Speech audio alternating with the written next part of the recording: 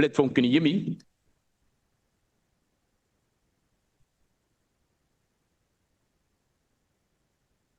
One, two, 1, 2. We can hear you.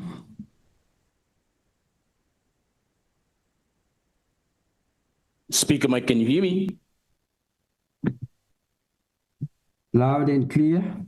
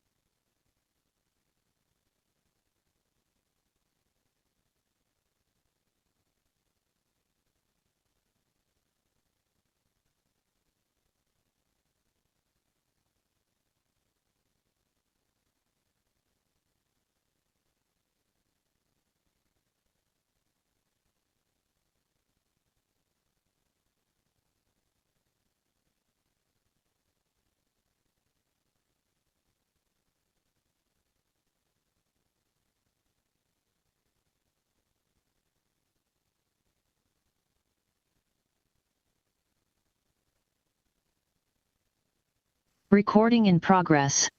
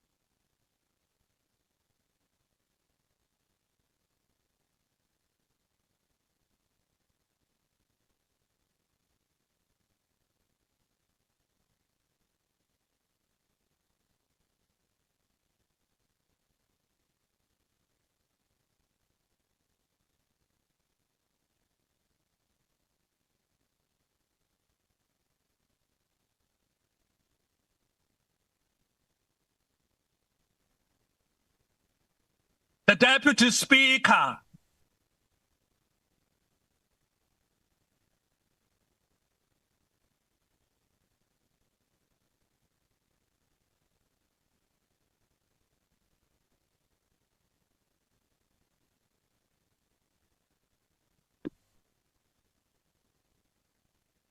There will now be a moment for silent prayer or meditation.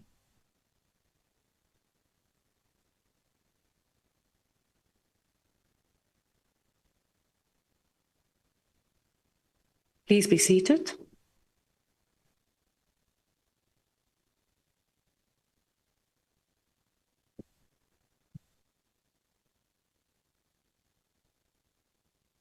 Honourable members, the Secretary will read the first order of the day.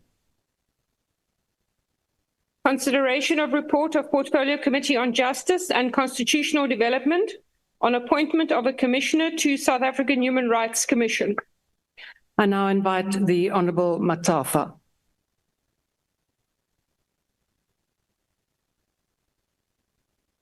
Thank you, Deputy Speaker, honourable members. The South African Human Rights Commission is one of the important Chapter 9 institutions established in our Constitution to strengthen our democratic system by ensuring the protection of rights of our people as enshrined in the Constitution. Amongst the critical areas of focus for Human Rights Commission includes raising awareness of human rights issues, the monitoring and assessing the observance of human rights, the education and training on human rights, as well as addressing human rights violation and seeking effective redress. In advancing the mandate of the Human Rights Commission, the Portfolio Committee on Justice and Constitutional Development undertook a process intended to fill the vacancies existing in the Commission. We are therefore standing here before the House to present a report of the committee in this regard. The Portfolio Committee on Justice and Constitutional Development, having considered the request to initiate a process to fill the vacancies arising, referred to its report as follows. In a letter to the Speaker dated 22 January 2024, the Chairperson of the South African Human Rights Commission informed the National Assembly of the vacancy created within the Commission following the resignation of the Deputy Chairperson, Ms. Fatima Chauhan. Ms. Chauhan's resignation would come into effect from 1 April 2024. The Speaker wrote to the committee on 13 August 2024 requesting it to initiate a process to fill the vacancy created by Mrs. Chauhan's resignation. Section 1935 of the Constitution provides that National Assembly must recommend persons nominated by a committee of the Assembly, proportionally composed of members of all parties represented in the Assembly, and approved by the Assembly by a resolution adopted with a supporting vote of a majority of members in the Assembly. Section 13 sub 4 of the Constitution provides that the President, on the recommendation of the National Assembly, must appoint the members of the South African Human Rights Commission. And Section 5, sub 2 of the South African Human Rights Commission Act of 2013 provides that the recommendation must also indicate whether the member is to be appointed in a full-time or part-time capacity. The section further provides that there can be no fewer than 6 full-time members of the Commission. As Ms. Chauhan was appointed in a full-time capacity, following her resignation, the Commission has only 5 full-time commissioners. Therefore, the vacancy that must be filled is for a full-time commissioner. The Act provides that the commissioner will be appointed for a period of not more than 7 years and will, at the expiry of such period, be eligible for reappointment. The committee advertised the position, inviting members of the public to nominate candidates for appointment. Interested parties were also invited to apply. The names of all those who were nominated or applied were published on Parliament's website for comment on 30 October 2024. And the 8 candidates were Advocate Gom, Ms. Karabo Mohale, Dr. Notnachel, Sally, Seymour, San, Tema, and Tlapi. After the committee went through all the processes and the deliberations, and in line with the processes undertaken by the committee, as indicated in the report that is tabled above, the committee recommends that the process of filling the vacancy begin afresh. In this regard, the committee thanks all individuals who made themselves available for consideration in filling the vacancies that exist within the South African Human Rights Commission. We thank you, Madam Deputy Speaker. Thank you. Thank you, Honourable Member. I will now recognise political parties wishing to make a declaration. The usual times for declaration of votes will apply. The DA.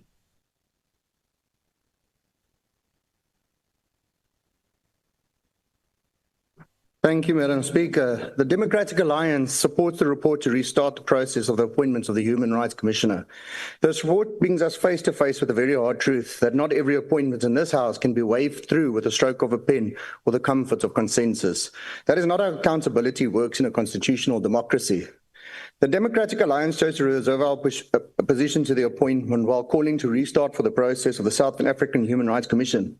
This wasn't done lightly nor politically. Many opposition parties shared this view because no consensus on the candidate was possible. When consensus isn't achieved, a key leadership roles as such, accountability requires pressing pause and reassessing, not silence or agreement. Chairperson, Speaker, let me provide the necessary context to the public who rely on this House to act in their best interests, understanding why the DA chose not to support any nomination. The Human Rights Commission, as it stands today, has been plagued by infighting and instability. This is not speculation. It is something that is confirmed during oversight committees, visits to the various offices in the various provinces. It was evidence, and from correspondence which flooded in, it painted a bleak picture of interpersonal breakdowns, organizational rifts, and lack of unity. This is not how a human rights body should function, especially not in the current state of our country, where human rights are being treated as an afterthought. It is for that reason that the vacancy was not just another appointment. It was a critical opportunity to restore stability and confidence in an institution that South Africa relies on. Speaker, what was needed was not an individual with an impressive CV, but a candidate of unblemished integrity, a calming, unifying presence who could bring reason, level-headedness, and stability to a strained commission. And not just another seat either. This vacancy would have taken up the post of deputy chairperson, a role that is expected to stabilize and steer the commission through its turbulent moments. Political affiliation was never an issue. As some might suggest, that must be crystal clear. In fact, Multiple candidates across the political spectrum were put forward. Many of these candidates shared similar political histories, ideological backgrounds, and yet they were also rejected, not for political reasons, but because some brought with them baggage. Others lacked the stabilizing traits necessary to rebuild the trust in the Commission. So when we say that we did not support any nomination, it was not because of ideology, it was about principle. We must be consistent in how we apply standards. If a candidate is rejected due to concerns about past conduct or unresolved instability, then the same standard must apply across the board, regardless of whom they align with. Speaker, it's easy to be swayed with a CV and it's harder to evaluate character, but it's often in the interviews and the subtle interactions that we begin to see what cannot be captured on paper. The way a person responds under pressure, the way they explain their past conflicts, and their ability to mediate, listen, and lead without ego. This is what real assessment begins. And unfortunately, in this case, we didn't see that kind of candidate that can credibly bring about the stability that the Human Rights Commission desperately needs. Speaker, this isn't a victory speech. It's about saying we want to get it right. And that the delays in this process, which stretch all the way back to the Speaker's referral in August 24, were not caused by a single meeting or lack of consensus. They were caused about how long it took to start the process, how long it took to conclude vetting, and how many months passed between deliberations. Even now, despite the recommendations and the lack thereof, the post remains vacant, and it's a cost. We call on all qualified and committed South Africans to apply, and not just people with the proper credentials, but people with the correct values and strength of character that lead through difficult times. If we do not do this process correctly, then perhaps we can begin to fix what is broken, not just in the Commission, but in the broader fight for human dignity and equality in this country. Later today, this House will consider another appointment, and when that moment comes, it will be clear that the DA is not interested in political obstruction. Our positions are principled. We support a nomination. We do so with the public in mind. And when we do not, we explain why. That is what credibility and transparency in Parliament look like. Let's fill senior Human Rights Commission's posts with the right person, not the most popular, to better protect every South African's rights. And I thank you. MK.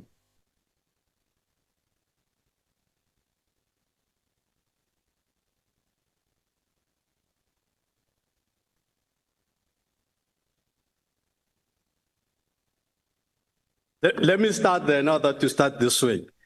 Let me start by conveying our congratulations to the second deputy president of the MK party, Comrade Tony Yengling. This party is growing in leaps and bounds. House Chair.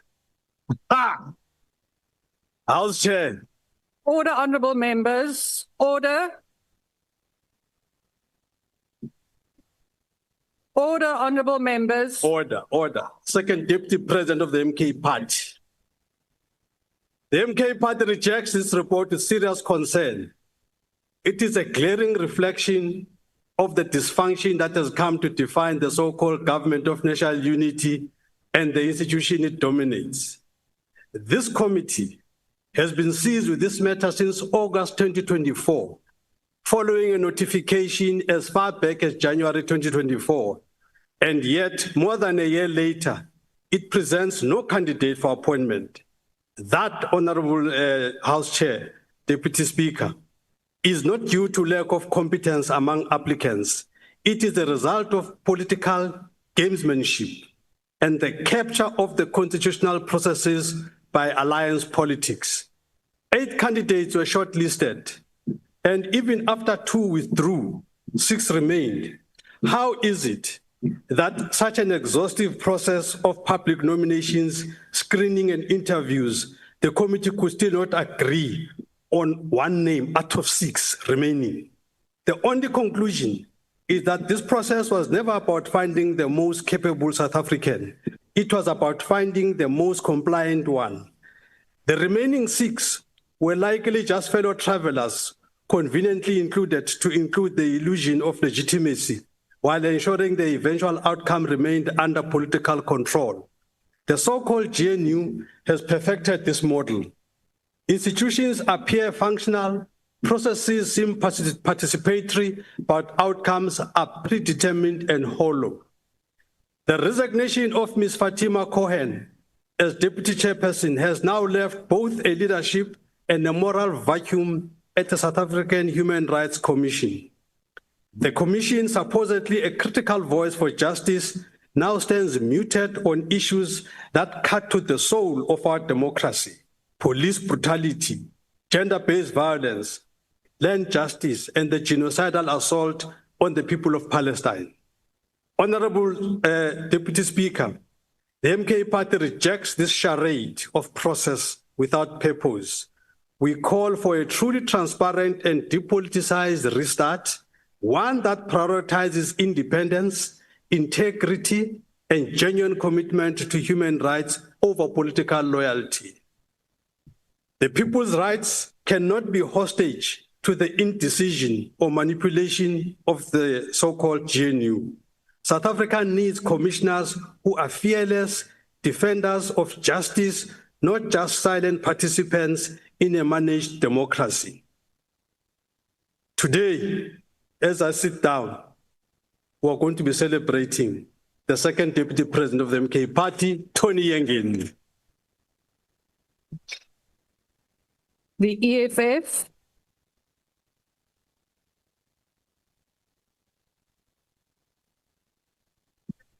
No, thanks so much, Deputy Speaker. The economic freedom fighters rise to support the report. Honourable members, order. Please start again, Honourable Member at the podium. Okay, no, thanks so much, Deputy Speaker. The economic freedom fighters rise to support the report of the Portfolio Committee of Justice and Constitutional Development, which rightly recommends that the entire process to appoint a commissioner to the South African Human Rights Commission be restarted. This process has gone through several stages since the resignation of Ms. Fatima Chohan in April 2024, from advertisement, public nominations, shortlisting on the 30th of October 2024 to interviews in November 2024, followed by deliberations in April and May 2025. But even after all these stages, the committee could not reach consensus on any candidate, particularly on the name of Dr. Manketsi Tlhape, who was recommended by the ANC. During the final deliberations, members interrogated the records and suitably of all the shortlisted candidates and found serious reservations and divisions, proving that none of the names before us met the required ethical and professional standard. The EFF therefore welcomed this outcome. It shows that the committee refused to be bullied into rubber stamping a politically convenient candidate. We must not appoint anyone simply because they are pushed by a dominant party or faction. These political positions require competence, integrity, and independence. Restarting the process is the only credible and principled decisions. It ensures that we reopen nominations and interview to find clean, capable, and courageous South Africans, not individuals clouded by controversy or political allegiance. The Human Rights Commission is not a retirement home for the politically connected. It must be a strong, fearless institution that stands up for the pure, the marginalized, and the voiceless. The EFF fully supports this report because it protects the integrity of the Human Rights Commission and restores public trust in Parliament oversight. We say it is better to take time and get it right than to rush and appoint compromised commissioners who will betray the people's confidence. But we are also not going to support EDA because siyayazi ukuthi ifuna yona. That's why they support this thing. EDA ifuna yona, ifuna abantu bamhlophe everywhere in positions. People that they're going to represent their interest of the selfish interest of the capitalism. So we are not going to support that as well. Going forward, thank you. The IFP. The IFP.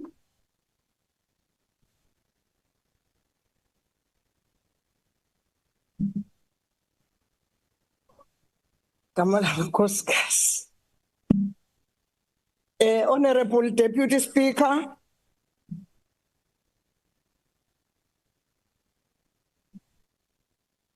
Honorable Deputy Speaker, the Inkatha Freedom Party welcomes the report and supports the committee's recommendation for the process of appointing a new commissioner to begin afresh. As a nation founded on the principles of dignity, equality, and justice, we must ensure that institutions such as SAHRC remain strong, credible, and fully capacitated to serve the people. The committee has shown diligence and transparency throughout this process. While vetting and procedural delays affected the timeline, the IFP acknowledges that the due process is essential to ensure fairness and credibility.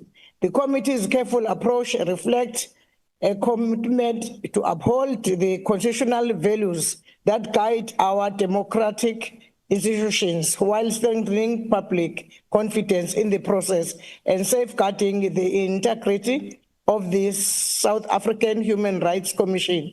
The IFP calls for the renewed process to be concluded without unnecessary delays, guided by merit and integrity. I thank you, Deputy Chairperson.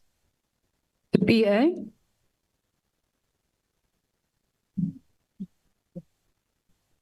Honorable Speaker, honorable members, patriotiese Suid-Afrikaners, ek praat met julle. Ek staan vandag hier as 'n partner in die regering van Nasionale Eenheid, maar ek praat uit die grond, uit die hart van die Patriotiese Alliance, 'n beweging wat nie net praat van regverdigheid nie, maar dit leef. Ons staan vir waardigheid, vir accountability en vir die mense wat elke dag moet fight vir hulle regte. The Portfolio Committee report on the appointment of a commissioner to the South African Human Rights Commission is more than a procedural note. It is a test of our democratic integrity. The South African human rights must be more than a logo on a letterhead. It must be a fearless, visible, and rooted in the communities where human rights are not abstract, they are urgent. We ask, was the appointment process transparent, inclusive, and grounded in the merit of not political convenience? Does the commissioner bring not just legal expertise, but lived empathy and credibility among the people? Will this office tackle the real issues, land justice, police accountability, service delivery failures, and the right of undocumented persons? Ons mens wil net hoor van regtig nie. Ons mens wil nie net hoor van regte nie. Hulle wil dit voel. Hulle wil nie sien dat ons commissioner praat. Hulle wil sien ons commissioner praat hulle taal, loop hulle pad en staan saam met hulle in die fight for dignity. As a GNU partner, I affirm our constitutional duty, maar ek sê ook, maak die commissioner meer accessible, nie net in Pretoria nie, maar in die platteland, in die lokasie en in die selle. Laat commissioner accountable wees in die community wat hulle moet dien. Bring transparency hoe hulle werk en wie hulle regtig help. This appointment must not be a tick box, it must be a turning point. A commissioner must be a servant of justice. Thank you, honourable member. Your time has expired. Thank you. The Freedom Front Plus. Thank you, Deputy Speaker. Deputy Speaker, the vacancy within the SAHRC created by the resignation of the then Deputy Chairperson demands that the Portfolio Committee of Justice and Constitutional Development exercise our duty to the South African public to ensure the appointment of a competent, fit-for-purpose candidate. This commitment is especially critical as the vacancy is for a full-time commissioner, and without this appointment, the Commission will fall below the statutory minimum of 6 full-time members.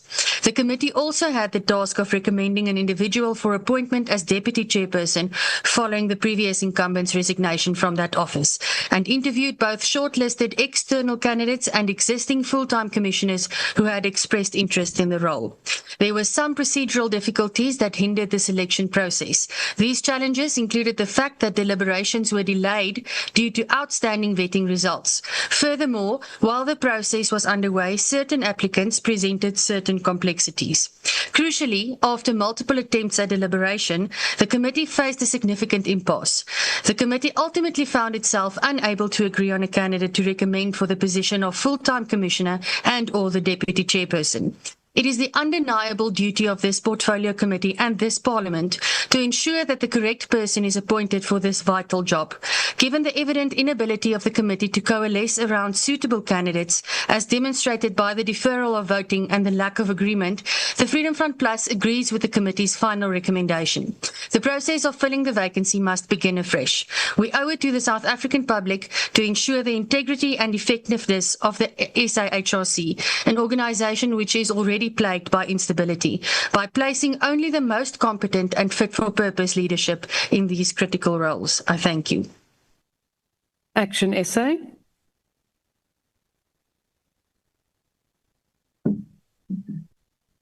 Thank you, Deputy Speaker. This standoff is a sign that things have changed in this Parliament.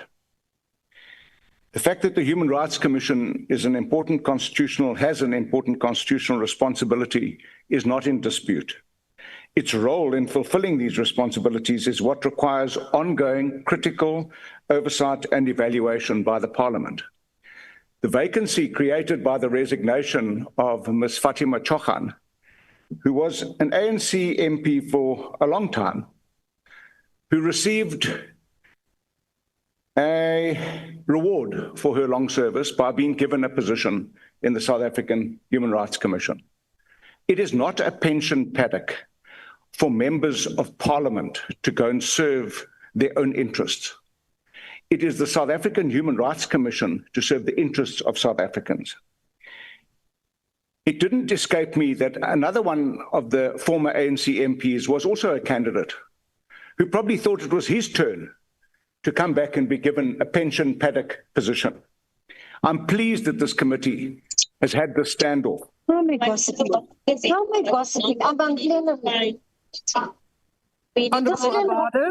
Honourable Abada, please mute your device. Please continue, Honourable Member. I'm pleased that we've had this standoff because the South African Human Rights Commission has been plagued by infighting, lack of unity of purpose, selective outrage. They're silent when it matters most and are inconsistent in upholding the rights of all South Africans. This process has been fraught with delays because of poor vetting, political infighting, which always trumps competence and capability, and serving the factional interests rather than protecting the integrity of the South African Human Rights Commission. We support the restarting of this process and insist on a process driven by merit, competence, independence, and urgency, not the tired practice of patronage politics. You can look back in the history over the last 30 years, and for the 48 years that preceded that, these positions were always gratuitous positions to former members of the governing party. Your time has expired. The ACDP.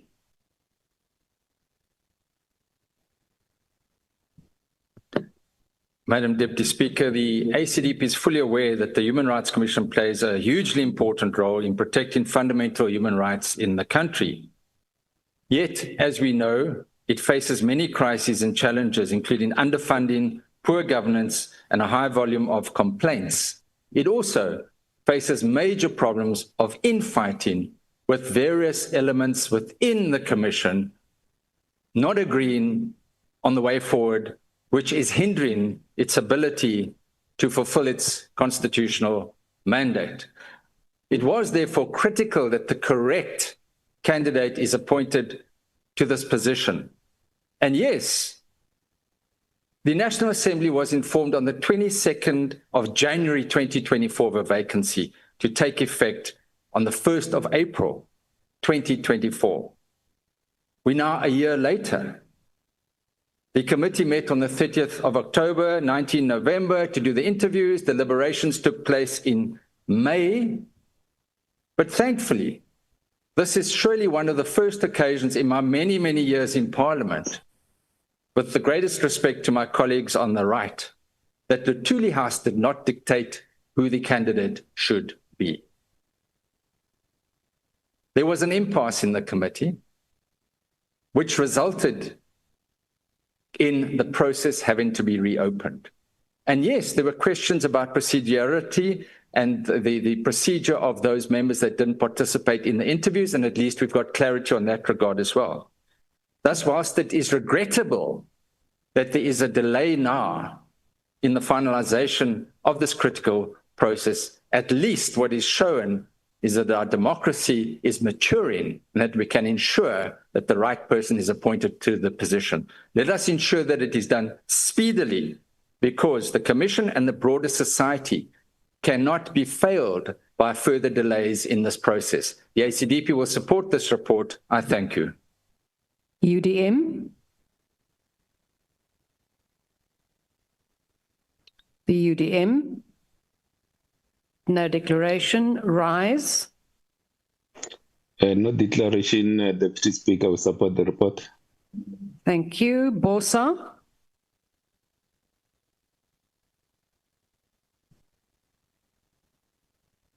Thank you, Madam Deputy Speaker. I rise to, first of all, express our deep concern as Build One South Africa that the Portfolio Committee on Justice and Constitutional Development has failed to reach an agreement on filling this position. Because while I hear the arguments of colleagues who have spoken before me in terms of democracy and the process that must be followed and the maturing of our democracy, there's a reality that at the end of the day, it's a failure of Parliament to carry out one of its most fundamental duties, and that is to ensure that our Chapter 9 institutions are actually fully constituted and that they're able to perform their constitutional mandate. And so when Parliament fails in this way, it really does weaken the institutions that are designed to defend our democracy. And so I do believe that Parliament should be troubled, that we have reached a point where part of the issues have been procedural uncertainty and how that has become a barrier to justice, because the rules of this House should enable accountability and they shouldn't obstruct it.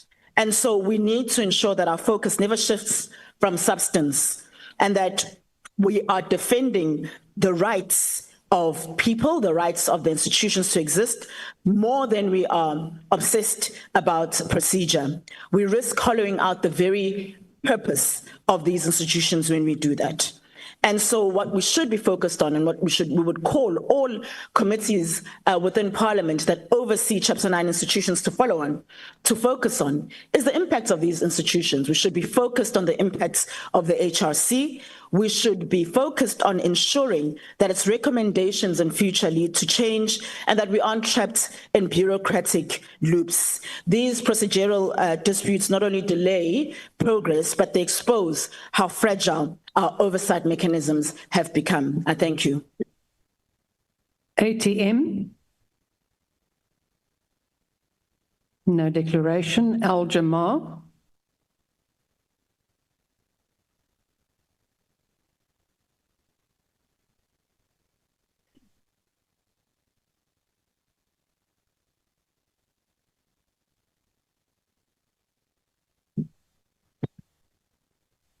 Thank you, Chairperson. Thank you. As much as Al-Jamaa supports this declaration and reopening of the process, I must bring to the attention of my learned colleague, Honorable Klopper Dominic, from the DA, that the DA has not been consistent or clear when it comes to humanitarian issues. The DA stance often lacks clarity, particularly on matters concerning human rights and human dignity, as seen in the clear and ongoing case of the Palestinian people. This is in stark contrast of the statements made earlier by the Honourable Member of the DA. I therefore disagree with the statement made by the Honourable Member Klopper of the Democratic Alliance. I wish to place on record Al-Jamaa's agree with the reopening of the process. Thank you so much. Honourable Michalakis, I see that you raised your hand just as the member was closing. Deputy Speaker, yes, thank you. I seem to have missed, but I was made aware by my colleagues that the member did use an improper phrase to refer to the DA member. I would like to ask that you please revisit the Hansard if it's possible and come back with a ruling. I do believe that members should address each other in a respectful way.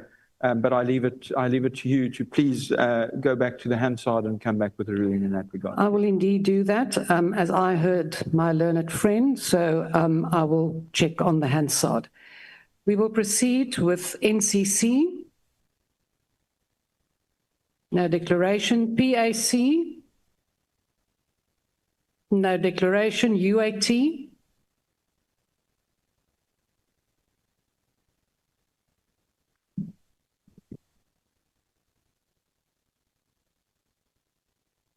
Thank you, Chairperson. Otto, Mafrika.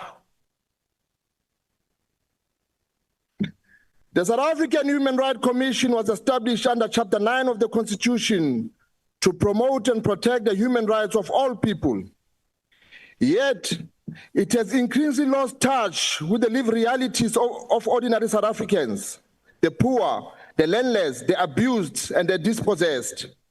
The latest process once again reflects the political influence process, rather than the grounded in independency, transformation, and community representation. We cannot continue to fill the Commission with individuals who recycle bureaucratic language while failing to confront the deep structural violence of poverty, inequality, and racial injustice. When the Commission remains silent on issues of economic exclusion, police brutality, and state corruption, then its moral authority is compromised. The vacancy should have been an opportunity to bring a bold Pan-African thinker, someone who understands that human rights are not imported from Geneva. They are born from the struggle of our people. Instead, we are presented with a nomination that does not inspire confidence that the SAHRC will defend the voiceless or challenge the powerful. The UAT therefore called for a full review of the appointment process, one that includes civil society, labor movements, grassroots organization, the youth representative, so that the institution becomes the People's Commission, not the political shelter. Honorable Chairperson, South Africa does not need another ceremonial custodian of rights. We need a commission that speaks the truth to power, investigate without fear or favor, and advance the dignity of Africans within our country. Katni mambo. Good. No declaration. The ANC.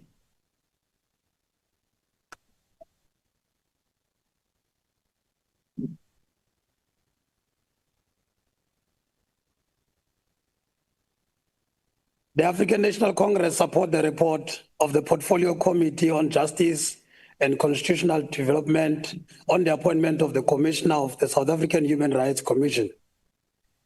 As the report of the Portfolio Committee has already indicated, the South African Human Rights Commission is one of the important Chapter 9 institutions established in our Constitution to strengthen our democratic system by ensuring the protection of the rights of our people as enshrined in the Constitution.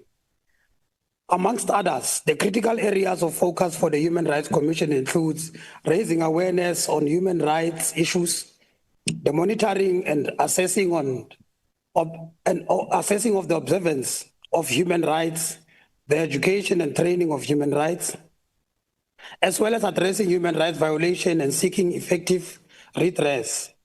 The report of the Portfolio Committee highlights the process undertaken to fill the vacancies that exist within the Human Rights Commission. Given the deliberations, the committee given the deliberations of the committee regarding the participation of other members, the committee decided to restart the process of filling the vacancy in the commission. Even though we did not desire the delay in the process, the decision of the committee to restart the process is understandable and therefore acceptable. We believe that the committee will use the second opportunity to ensure that the process of filling the vacancy is undertaken in a manner that it should. Honourable Member, could you please just take your seat? There's apparently a point of order on the platform. Honourable Mkhadi, what is your point of order?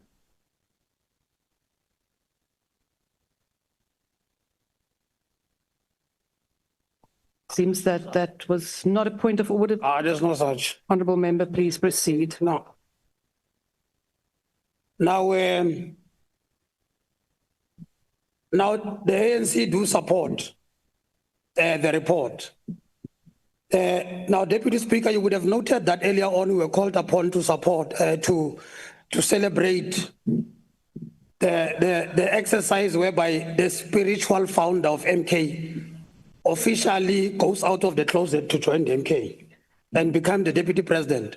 The worrying thing in that process, Deputy Speaker, is that the chief whip of MKP, who is a female, went over her own head to clap for the inclusion of yet another man in their officials when they already have 7 men. Which Point of order, Chair. 8 men. Now, Member, please take your seats. Tells you that Honourable these people Member, please. are not interested in the inclusion of women. Honourable Member at the platform, please take your seat. Honourable Member who was at the platform. Point of order, please. Where is the point of order? What is the point of order, Honourable Member? But you can still raise your point. You raised the point whilst he was still here. No, the point of order was on point of irrelevance. Unfortunately, he did leave the platform. Honourable members, order. Honourable members.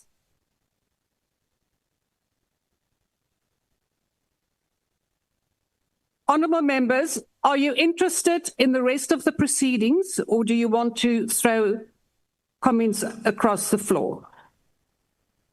Honourable members, and could I ask the chief whips to please get order among your members?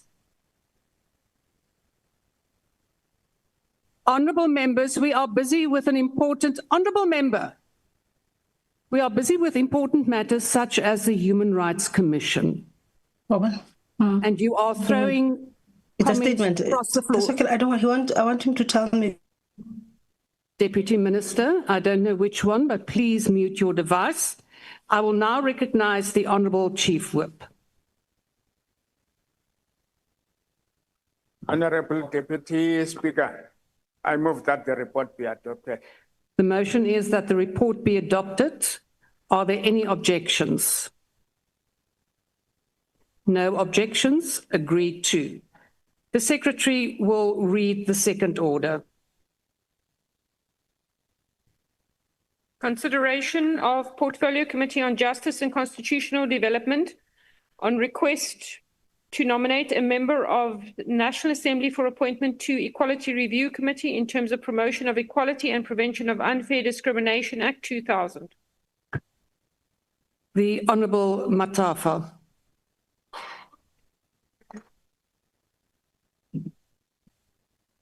Thank you, Deputy Speaker. The Portfolio Committee on Justice and Constitutional Development, having considered the request to nominate a member of the National Assembly for appointment to the Equality Review Committee, ERC, reports as follows. On 8 November 2024, the committee received a request to nominate a person for appointment to the ERC. Section 32 of the Promotion of Equality and Prevention of Unfair Discrimination Act, or the Equality Act, provides for the establishment of the ERC. The ERC consists of 7 members, one of whom should be a member of the National Assembly.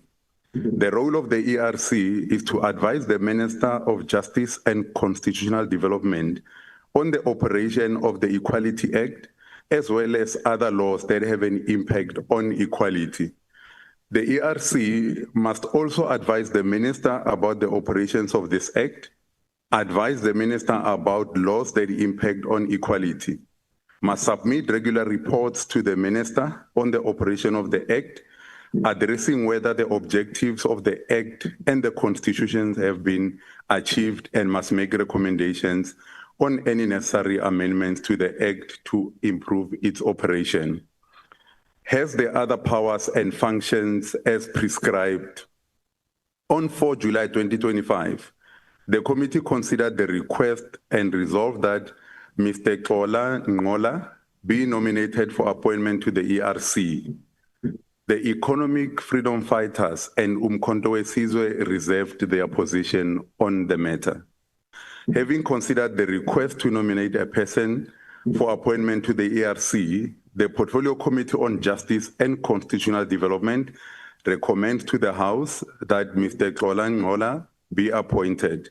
We believe that Honorable Xola will use his skills and expertise, his experience, and discharge his responsibilities to advance the mandate of the ERC as outlined in Section 32 of the Promotion of Equality and Prevention of Unfair Discrimination Act. As the Committee on Justice and Constitutional Development, we wish the Honorable Xola all the best, and we will work side by side with him in providing support to his important responsibility of being a member of the ERC. Thank you very much, Deputy Speaker.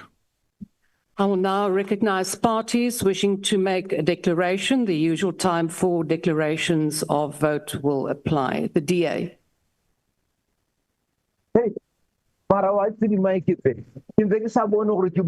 Member, before you start, could I please again ask members on the virtual platform to make sure that you are muted?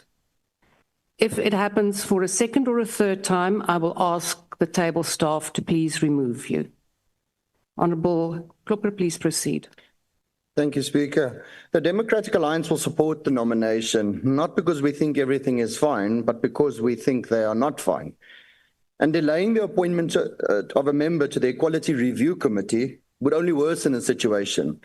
South Africa is already facing a harsh reality. Millions of people in our country cannot enjoy the luxury of basic services. And that word alone, luxury, should never apply to the most fundamental rights in a democratic state. But in this country we live in, South Africa, it's a reality. South Africa is one of the most unequal countries in the world. This is not in a personal opinion, but rather a fact reflected in Gini coefficient. Large segments of our population live without access to reliable healthcare because our state hospitals have deteriorated to a point of near collapse, and many South Africans continue to travel on gravel roads in rural areas due to significant lack of development. There are still homes that rely on pit toilets in 2025, and somehow that is considered normal in many places. Speaker, the democratic state must resolve inequality. That is not just a political slogan to garner votes, but rather it must be a minimum requirement in a just society. There is no such thing as equality in a country where government wastes continue unchecked and oversight is routinely ignored. Far too many South Africans, equality remains a distant promise, not due to a lack of laws, but rather a lack of implementation, accountability, and political will. Inequality persists not only due to poverty and underdevelopment, but also because those entrusted with delivering justice and upholding fairness often prioritize their own interests. Speaker, imagine the vast amounts of money being spent on alleged bribes, luxury properties, expensive vehicles, lifestyle perks, while ordinary South Africans are forced to survive on crumbs. Many South Africans can barely put food on the table. Children are going to bed hungry. And the elderly who have dedicated their lives to pay their contributions to society now need to make a choice in their old age, whether to buy food, medicine, or electricity. That's not unequal, it's cruel. We know full and well that the justice portfolio is under enormous strain. The committee barely has enough time to conclude the work it already has on its plate. But still, Chairperson, we will support the recommendation in the interest of South Africans. We also know and must put on record that Honourable Xola is already the chairperson of the Justice Portfolio Committee, and we understand that this is a mammoth task on its own. And now, Honourable Xola will take the seat of the Equality Review Committee, a structure that should not be perceived as a small sideshow. So we say this clearly, the work ahead is heavy, and we support the recommendation, but not in silence. We urge Honourable Xola to approach this task with dedication it demands, because it's not just another committee. It's a vital forum that must monitor, review, and challenge how laws, including the Equality Act, are applied, implemented, and understood in this country. Chairperson, I want to speak directly to Honourable Xola through you, and I know he will get this. With every decision that you make in that seat, ensure that you never prioritize political party or personal comfort over the needs of South Africans.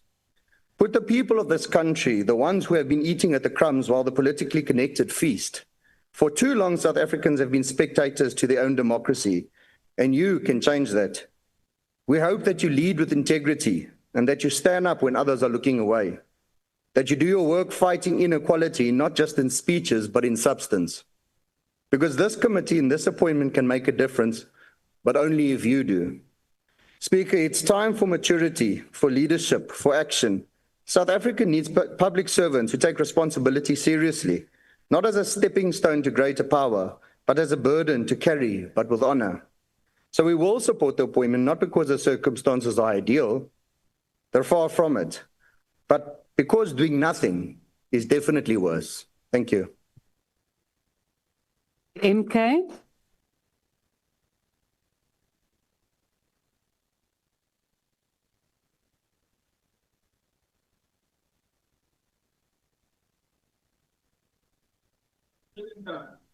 Yeah, we're here with Comrade Tony, we're here. The MK party approaches this report guided by constitutional principle rather than political convenience. The Equality Review Committee is a critical institution tasked with monitoring the operation of the Promotion of Equality and Prevention of Unfair Discrimination Act and advising on whether South Africa is advancing the constitutional promise of equality. Its work is vital, and the integrity of this process depends on Parliament itself upholding its own independence and diversity of representation. Parliament must never become an echo chamber where only voices aligned with the governing so-called GNU are heard or legitimized. We note that the nominee recommended in this report fulfills the formal requirements. However, another LLB graduate from the opposition benches would have also satisfied all the requirements while ensuring that Parliament's voice on this committee reflects the diversity of thought, experience, and perspectives expected in a representative democracy. This matter goes beyond competence. It's a matter of principle.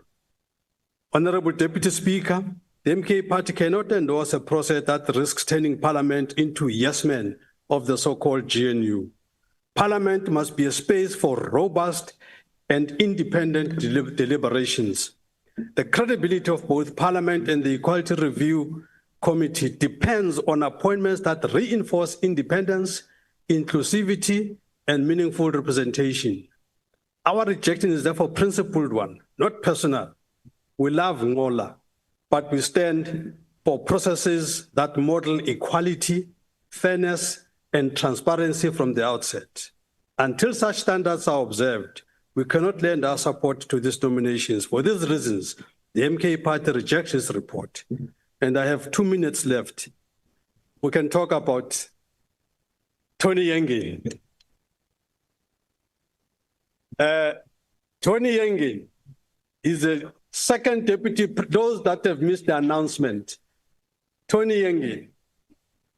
Commander Tony Yenge, the guy that can really use the... Honorable Manyi, it is also within my discretion to decide whether you are sticking to the point or not. So please wrap up, even if you have 2 minutes. Let me wrap up. Tony Yenge is here. I'm going to convey his congratulatory messages and say that the ANC comrades were morosed. They didn't see this coming. Viva! Comrade Tony Yenge, viva! The EFF.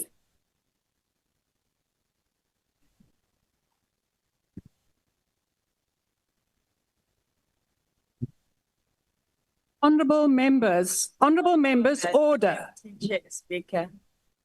Please allow the member at the podium to speak.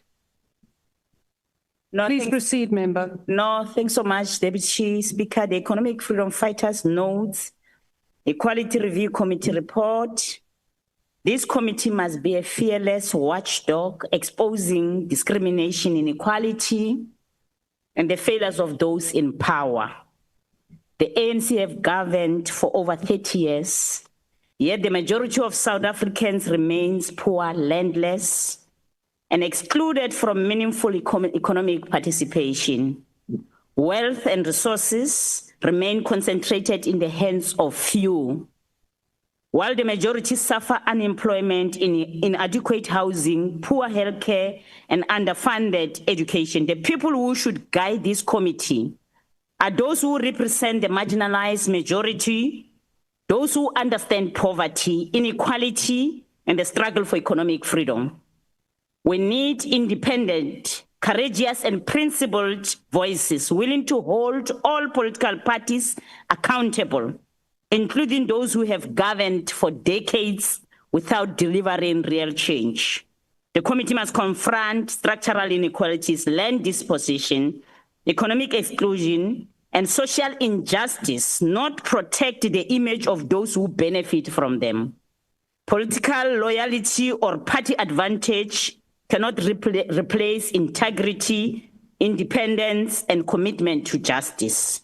Appointments to this committee must reflect the lived realities of the majority, those historically oppressed and still marginalized. True equality requires dismantling the structures that have kept our people poor and powerless for decades. This is the standard we demand for the Equality Review Committee. We therefore reject the name of the nominated member to the Equality Committee. His appointment will only re-emphasize that this House does not take the imperative of transformation and equality seriously. The ANC has been in power for many years and it couldn't do anything. Our people are still suffering. Here in Cape Metro, Cape Flats, people are dying every day. And the DA is doing nothing as the alliance partners because they are happy of what is happening there in Cape Flats.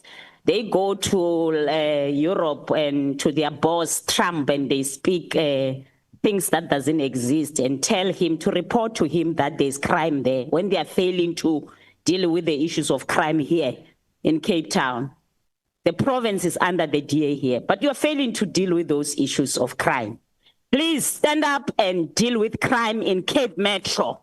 Stand up and deal with crime across the country and ensure that our people are safe. Don't only protect or deal with crime in suburbs, in white suburbs where white people stay. Thank you. Thank you so much. The IFP.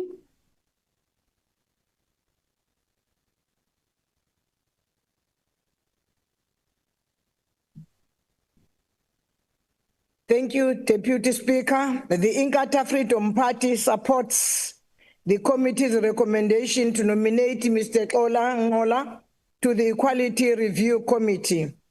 The Equality Review Committee plays an important role in promoting and protecting the constitutional rights to equality and advising the Minister on the effective implementation of the Promotion of Equality and Prevention of Unfair Discrimination Act. Its work ensures that this foundation of our democracy remains responsive, just, and inclusive. Mr. Ngola has demonstrated commitment to unconstitutional values and possesses the experience needed to contribute meaningfully to the committee's mandate.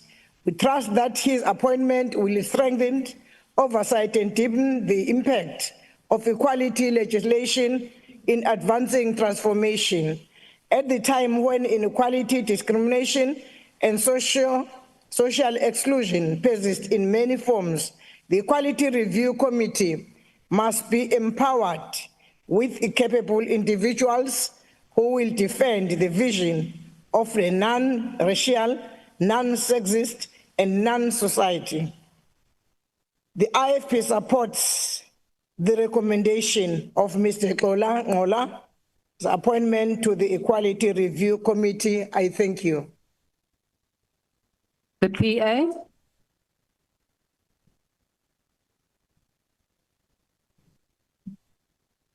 Honorable Speaker, honorable members, patriotic South Africans, it gives me great pleasure to support Mr. Ngola, a young man that knows his story. So I will never stand in the way of a black child, advancing a black child, and I think this House should follow suit. The Portfolio Committee requests the nominated member of this House Equality Review Committee, in terms of the Promotion of Equality and Prevention of Unfair Discrimination Act. It is not a routine appointment, it is a constitutional obligation, a moment to affirm our commitment to dismantling systematic discrimination and building a society where equality is not aspirational but actionable. This committee must be more than ceremonial. It must be active, visible, and fearless in its mandate to interrogate patterns of exclusion, whether in housing, education, employment, or access to justice. We must ask, will the nominated member bring lived empathy, not just legal literacy? Will they represent the voice of those who suffer daily indignities, farm workers, informal traders, undocumented migrants, and persons with disability? Will they challenge the quiet violence of inequality that persists in our towns, our schools, and our public service? As a partner, maar ek sê ook, laat hierdie aanstelling nie 'n political convenience wees nie, maar 'n principal commitment to justice.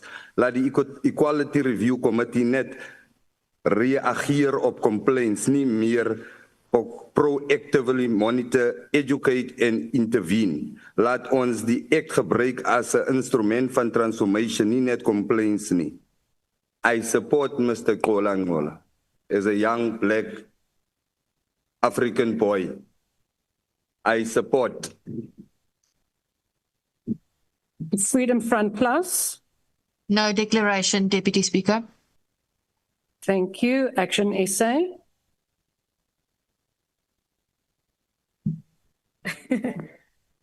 Thank you very much, House Chair. House Chair, as Action SA, we completely support this report. We trust that the Honorable Kola Ngola will serve with distinction on the Equality Review Committee. We also urge him to focus on a matter that has been dominating public debate, the continued inequality of our cities. Just last week, Honorable House Chair, the mayor of this very city, Mayor Jordan Hill-Lewis, dismissed spatial apartheid as propaganda. There is a profound misunderstanding of our history of forced removals and purpose-built urban environments that were designed to segregate. The built environment was used as a weapon to divide us, and that legacy still does. In this city, across the track is not just a phrase. On the one side, we have families that live in safety, and on the other, in Mitchell's Plain and Khayelitsha, children hide in fear from the sound of daily gunfire.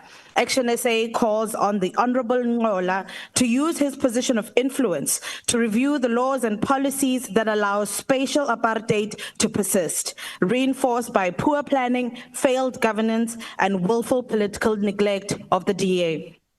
Our people should not spend 40% of their income just to reach work because they were dumped on the outskirts of the city centers, and successive governments have failed to build inclusive cities. For Action SA, the need for spatial justice is not just propaganda. It is the daily reality of millions, one that demands urgent, caring, and decisive action to fix, not belittling as propaganda. Thank you very much and good luck to the Honorable Ngola. The ACDP.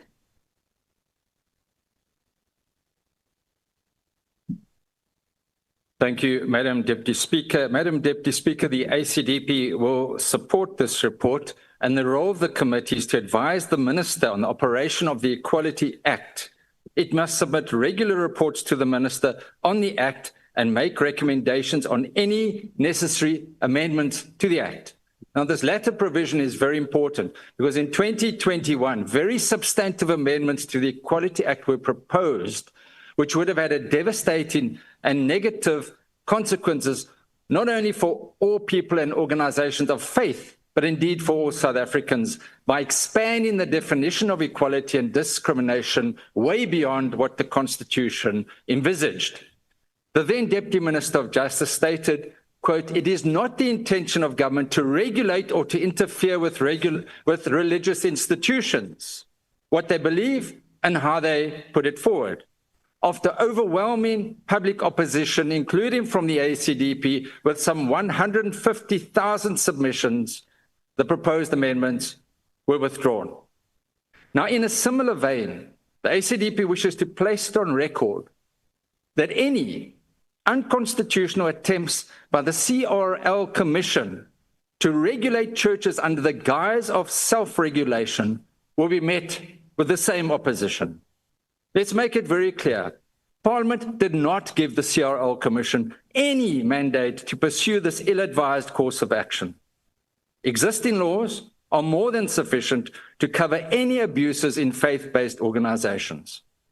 Like before, thousands of churches and church organizations have expressed their opposition to this attempt. Madam Deputy Speaker, this also illustrates how important this appointment will be. The appointment of Mr. Kola is a representative of all of us in the National Assembly, and we will support his appointment. I know him well. I've worked with him on the Justice Thank you, Honourable Member. and we support this report. I thank the UDM. Thank you, House Chair. Thank you very much, House Chair. The Equality Review Committee is one of the Republic's most vital yet underrated guardians of constitutionalism. Established under the Promotion of Equality and Prevention of Unfair Discrimination Act, its work is neither glamorous nor popular, but very profoundly important. It monitors systemic patterns of unfair discrimination, advises the Minister of Justice on policy gaps, and strengthens the machinery that gives life to Section 9 of our Constitution. This committee should actively seek to confront structural inequality. It is through advisory functions like these that Parliament should be able to align legislation with constitutional values and extend protection to marginalized groups to the best of its abilities. Looking ahead, the committee must prepare for emerging frontiers of inequality. Digital exclusion, discriminatory technologies, and environmental injustice threaten to reproduce historical patterns of racial and class disadvantage.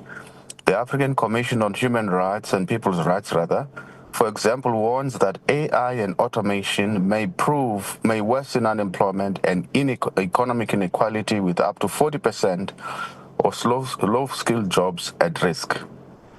The United Democratic Movement welcomes the nomination of Mr. Ngola, who holds an LLB degree and has recently demonstrated diligence and impartiality, most notably in the Mkwanazi Allegations Ad Hoc Committee. Thank you, Chair. Rise. No declaration, Deputy Speaker, will support the report. Thank you. Bosa. Bosa is in support with no declaration. Thank you. ATM. Al-Jamar.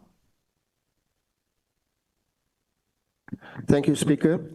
Al-Jamar supports the consideration of this report and the appointment to the Equality Review Committee in terms of the Promotion of Equality and Prevention of Unfair Discrimination Act of 2000. When it comes to matters of equality and human rights, it is important that our commitment to equality not be selective or politically convenient. True equality requires consistency, whether it is our own country or in cases like that of the Palestinian people whose human rights and dignity continue to be violated.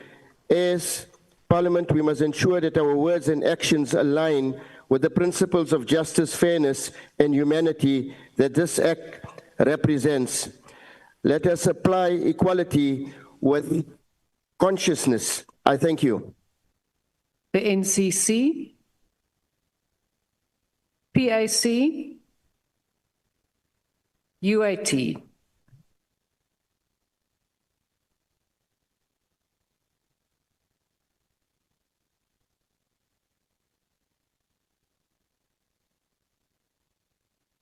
Thank you, Chairperson. Awesome, Africa.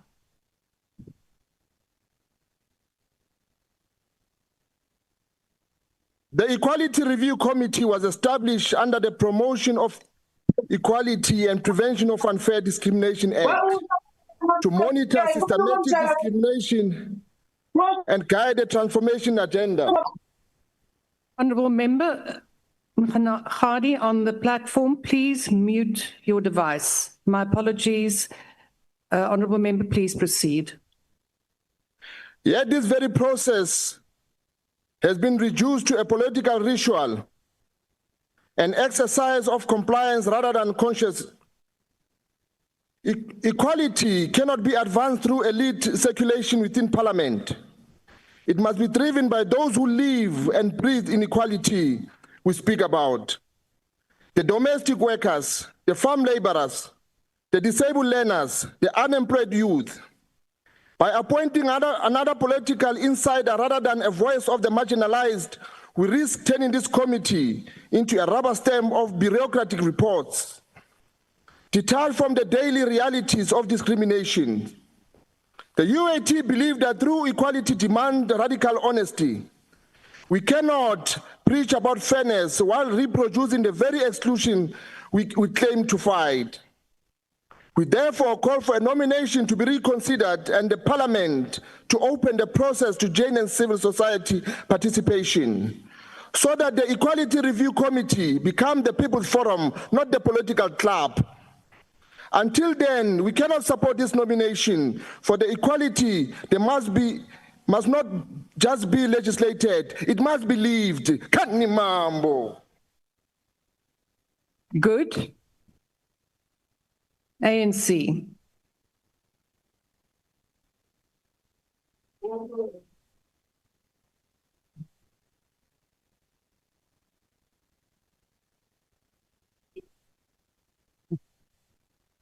Thank you, Deputy Speaker. The ANC supports the report of the Portfolio Committee on Justice and Constitutional Development on the nomination of Honorable Olangola, appointment of Equality Review Committee. Honorable Olangola accepted this nomination and committed to live up to our expectation in ensuring that Equality Review Committee lives up to its mandate. The Equality Review Committee plays a critical role in advising the Minister of Justice and Constitutional Development on the operation of the Equality Act, as well as other laws that have an impact on equality. Our firm belief is that the Honorable Ngola, as part of the Equality Review Committee team, will use his skills, his expertise, his experience to discharge his responsibility and advance the mandate of the ERC. As outlined in Section 32 of the Promotion of Equality and Prevention of Unfair Discrimination Act. We join the Committee of Justice and Constitutional Development in wishing Honorable Ngola all the best in these important responsibilities of being the member of the ERC. The African National Congress certainly support this report. Yes. I now recognize the Chief Whip. Honorable Deputy Speaker, I move that the report be accepted. The motion is that the report be adopted. Are there any objections? Honourable Member. Thank you, Deputy Speaker. The MK Party rejects the report. Thank you. The objection of the MKP is noted. Honourable Member. Enkosi, Deputy Speaker, EFF ayivumelani nayo lo report. The objection of the EFF is noted, and with yes, Honourable Member, UAT. Thank you, Chairperson. UAT object. UAT objection is noted, and with those objections, the motion is adopted. The Secretary will now read the third order. Consideration of report of Portfolio Committee on Home Affairs on 2024 National and Provincial Elections Report by Independent Electoral Commission. I now invite the Honourable Chabane.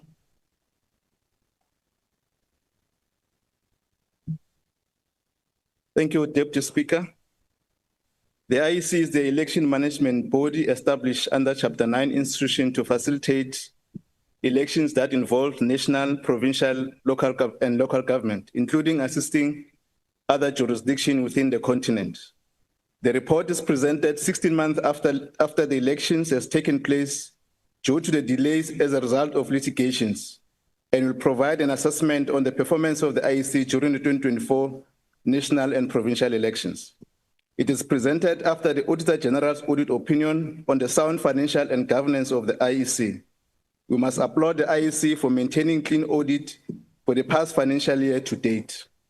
The IEC has already presented the annual performance plan, and some of the challenges identified during the 2024 elections, measures are already in place to mitigate such. The Electoral Act effected changes in preparation for the 2024 national and provincial elections, which include the participation of independent candidates, introduction of the third ballot paper, and the provision of Section 24 capital A, amongst others.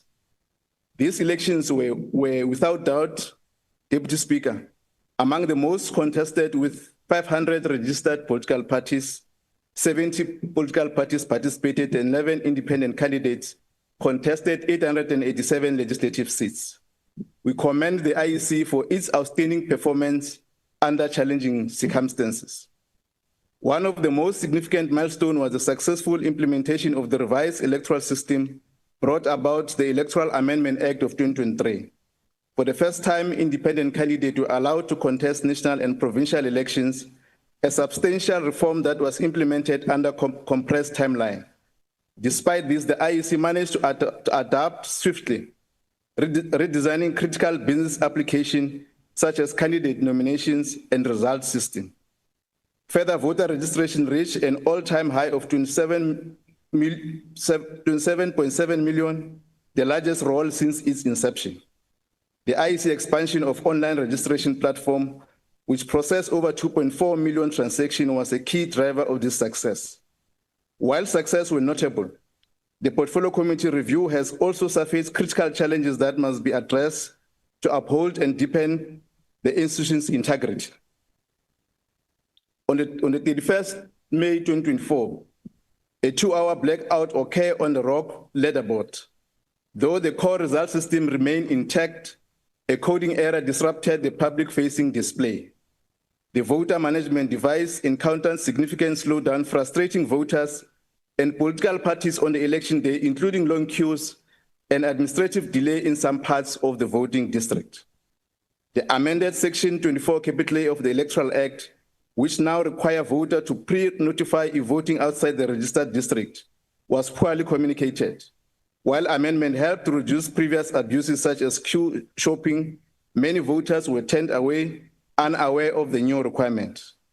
One of the observations is lacking of training to some of the electoral staff assigned at the VD level, including the presiding officers, who could not even understand the processing of elections. In light of these findings, the committee made the following recommendation to ensure more efficiency for the coming 2026 or 2027 and 2029 elections. The Commission must review its recruitment or staff model and ensure proper training for electoral staff to build capacity, particularly temporary staff that are assigned at the VD level. Conduct continuous dry run and external loading testing of all critical IT systems well before the elections. Consider security vetting and lifestyle audit for all officials while preserving the IEC independence. The Portfolio Committee and the IEC resolve to assess the implication of the Section 24 capital A as it has been implemented in the last elections. This will provide an opportunity to initiate an amendment to review this set of laws. In conclusion, Deputy Speaker, the Electoral Court is a body established to resolve disputes from any complainant, and we acknowledge that majority of the ruling were in favor of the Independent Electoral Commission, which demonstrate the collective strength of the commissioners and executive in maintaining provisions in the Electoral Commissions Act, the Electoral Act, and the South African Constitution. In other words, Deputy Speaker, no court of law has declared that the election was stolen. This narrative seeks to brand the institution negatively. IEC remain one of the important institutions in our democracy, which has demonstrated over a period of time. Thank you, Honourable Member. Your time has expired. Of Electoral Commission. We present this report for consideration. I will now recognize parties wishing to make a declaration. The usual times for declaration of votes will apply. The DA.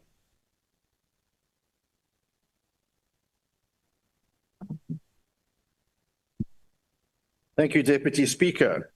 The 2024 national and provincial elections were historic, not only because they were the first to allow independent candidates to contest seats in the National Assembly and legislatures, but also because they ushered in a new era of coalition government in South Africa. This election marked the maturing of our democracy, where power could change hands peacefully, government could be formed through negotiation, and the will of the people could find expression beyond the bounds of a single political party, where for the first time South Africans could experience the DA difference of clean, committed, and caring government. In national government departments, such as agriculture, home affairs, public works, basic education, communications and digital technologies, forestry, fisheries, and the environment. The Democratic Alliance congratulates the Electoral Commission on running a free and fair election. There is much to commend and much to correct. The blackout of the Results Operations Centre's public results screen for nearly 2 hours understandably caused alarm.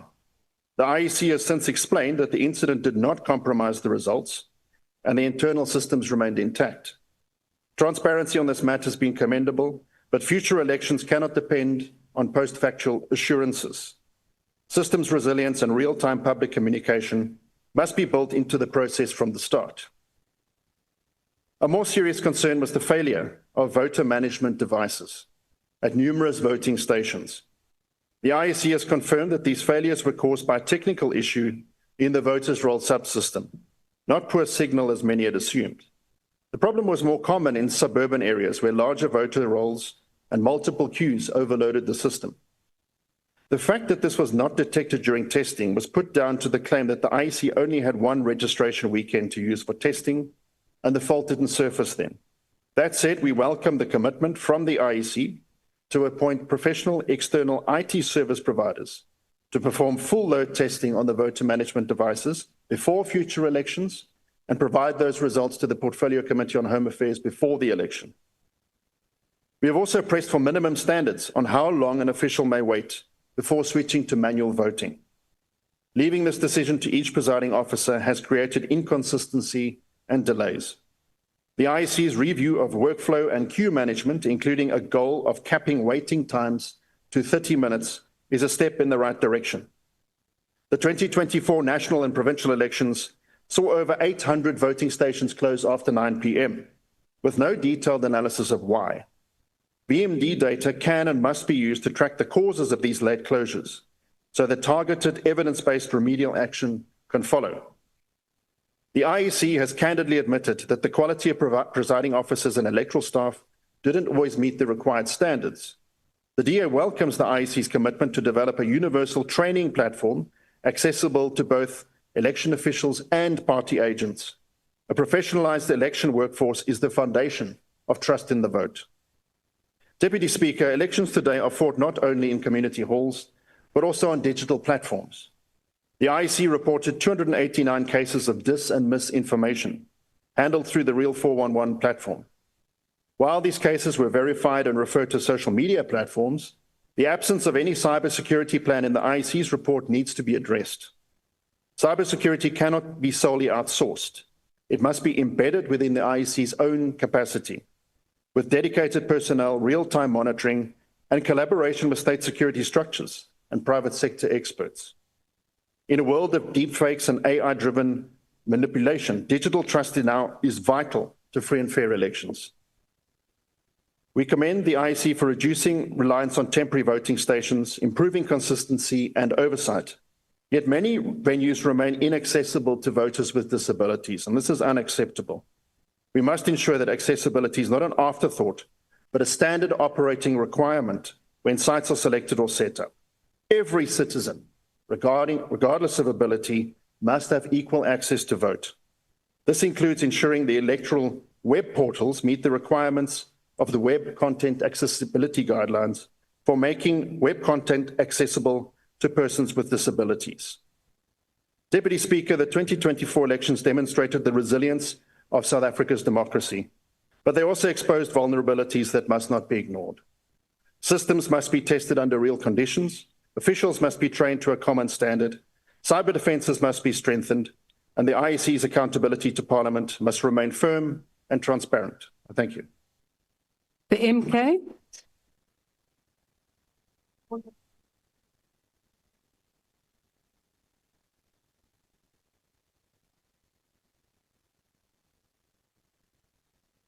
Honourable Speaker, the so-called auditing of the capturing slips is just a mere smokescreen, a cosmetic exercise designed to rubber stamp an already predetermined outcome.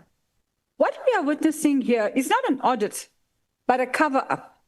The IEC has chosen to validate itself rather than submit to independent scrutiny. Honourable Speaker, honourable members, the MK party rejects this charade. A genuine audit is not based on pre-selected data spoon-fed by the very body under suspicion. It is based on independent sampling, external verification, and full transparency. None of that has taken place. You cannot mark your own exam paper, Honourable Speaker, and then declare yourself the top student. Yet, that is precisely what the IEC has done, congratulating itself while the evidence of manipulation, suppression, and irregularities lies in plain sight. The people of South Africa know the truth. MK party won these elections.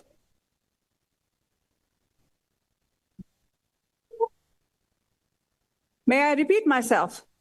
South Africans are aware MK party has won the elections. 2024 elections was won by MK. The people of the IEC's credibility is in tatters. Its systems have been compromised, its neutrality questioned, and its response to legitimate objections has been dismissive and arrogant. We therefore demand, not request, demand a full independent forensic investigation into the manipulation of votes, the rejected complaints, the deliberate exclusion of valid ballot papers. Every discrepancy must be exposed. Stolen votes must be accounted for. We further call for a parliamentary inquiry into the conduct of the IEC, the role of private contractors in the tallying process, the mysterious disappearance of ballot boxes, and the unexplained software glitches that miraculously favored the so-called GNU parties.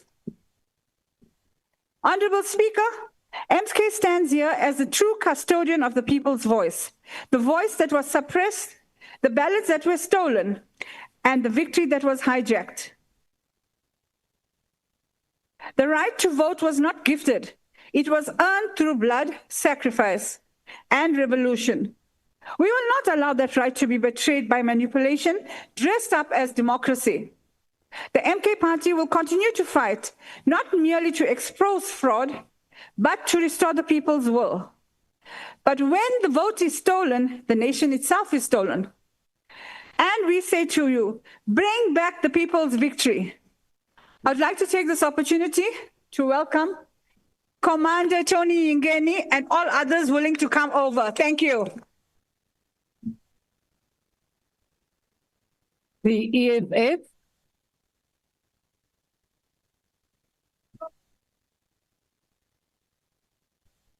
President and Commander-in-Chief, Commissars, fighters, the 2024 national and provincial elections marked a decisive turning point in the history of our democracy.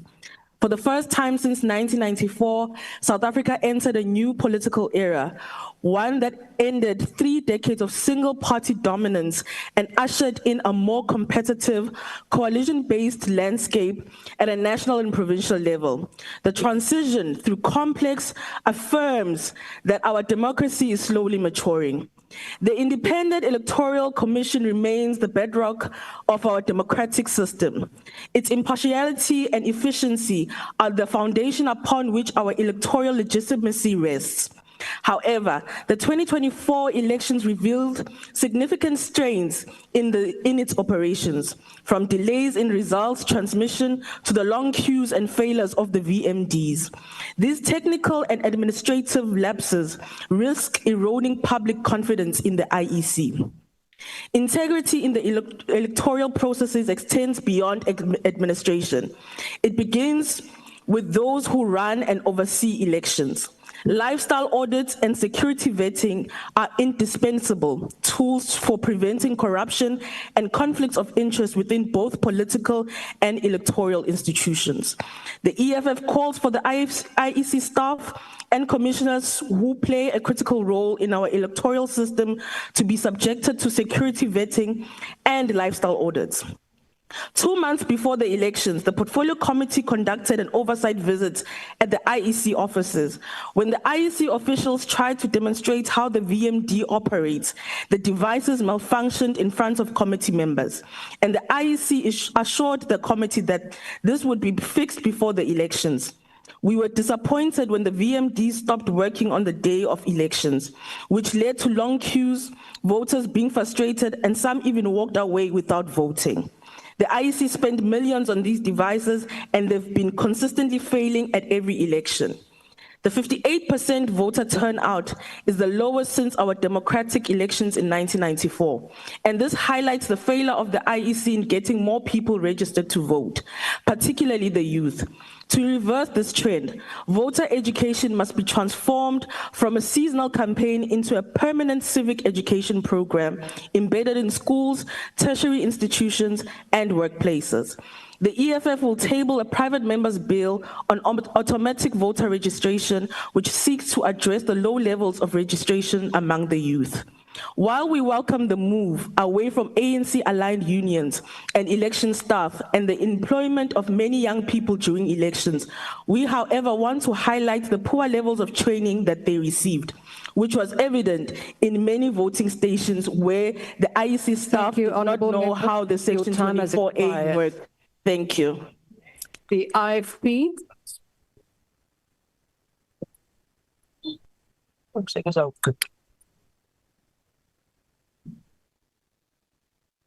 Thank you, Honorable Deputy Chairperson.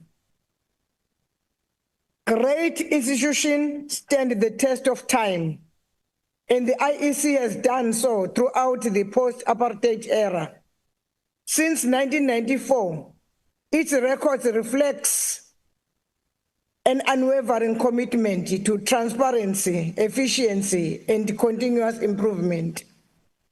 This was evident again in 2024, national and provincial elections, when South Africans not only entrusted political parties to govern, but also reaffirmed their confidence in the IEC and the integrity of our electoral processes.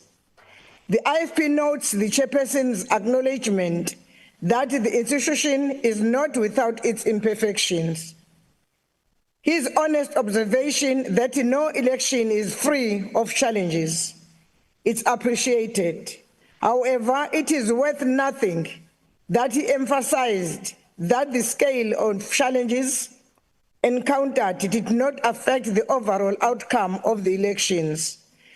The IFP welcomes the IEC's proactive efforts to combat the growing threat of disinformation in the digital age, where information is easily manipulated. However, the IFP remains concerned about the 2-hour blackout of the public-facing results leaderboard. While the IEC's explain is accepted, such incidents has the potential to fuel unnecessary misinformation. In consideration of the issues we have raised, the IFP accepts the report. I thank you. The PA? No declaration, it seems. Thank you, Deputy Speaker. The PA is online. Please proceed. Thank you, Deputy Speaker. If you permit, may I down my video for better connectivity? You may, yes. I speak from the ground, from the lived realities of communities whose voices are too often sidelined. I speak from the perspective of the Patriotic Alliance, where dignity, inclusion, and accountability are not slogans, they are non-negotiables. The Portfolio Committee report, based on the IEC submission dated 16 September 2025, outlines the operational conduct of the 2024 national and provincial elections. While the IEC must be commended for managing a complex electoral process, we must interrogate the deeper structural issues that persist. Electoral integrity is not measured solely by turnout or logistics, it is measured by trust, access, and representation. We must ask who was recruited to serve as electoral staff, and where they are equipped not just with procedural knowledge, but with cultural competence and conflict sensitivity. Were training programs inclusive, multilingual, and community-rooted, or were they designed for compliance rather than connection? Recruitment must reflect the diversity of our nation. Training must prepare staff to serve with empathy, especially in high-pressure environments where voters may be vulnerable, undocumented, or historically excluded. Equally urgent is the question of accessibility for persons living with disabilities, where voting stations physically accessible with ramps, signage, and support personnel, where ballots and information material are available in Braille, large print, and audio formats. Did our systems empower or alienate? Moreover, the voter education program that the IEC must now embark on cannot be symbolic, it must be substantive. Thank you, Honourable Member. Your time has expired. We support the report as the Patriotic Alliance. Thank you. Before we proceed, I would like to refer back to a point raised earlier by the Honourable Michalakis, where he inquired whether I would consult with a Hansard in terms of the reference to another member by the Honourable Ismail Musa. We have consulted and we have the transcript of the Hansard. Honourable Musa said, as much as Al-Jamaa supports his declaration and reopening of the process, as I must bring to the attention of my learned colleague, Honourable Claude Dominique from the DA. That is a mispronunciation of the name, and furthermore in the text there was nothing in breach of Rule 82, and therefore the point is not sustained. We will now proceed, the Freedom Front Plus. Geachte Jink Speaker, ons het tydens die 2024 verkiesing gesien en ervaar dat die OVK nie eintlik ten volle gereed en voldoende voorbereid was om die betrokke dag te hanteer nie, en oral reg deur die land het daar enorme probleme ontstaan wat baie kiesers laat omdraai sonder om te stem. Hierdie verslag lig ook die uitdagings uit waarmee die OVK te doen gehad het. Die kieserspubliek is reeds besig om vertroue in die demokrasie en die huidige politieke bestel te verloor, en daarom die rede dat nagenoeg 57% van Suid-Afrikaners nie gelukkig is met die huidige bestel nie. Korrupsie en diensleweringskwessies kan toegeskryf word as die hoofoorsake hiervan. Maar ons moet ook nie uit die oog verloor dat nagenoeg 11 miljoen geregistreerde kiesers nie hul stemme tydens verlede jaar se verkiesing uitgebring het nie.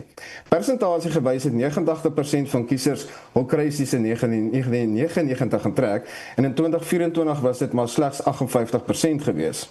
Tydens verlede jaar se verkiesing was daar 'n totaal van 27.7 miljoen geregistreerde kiesers gewees en slegs 16.2 miljoen het hulle stemme uitgebring.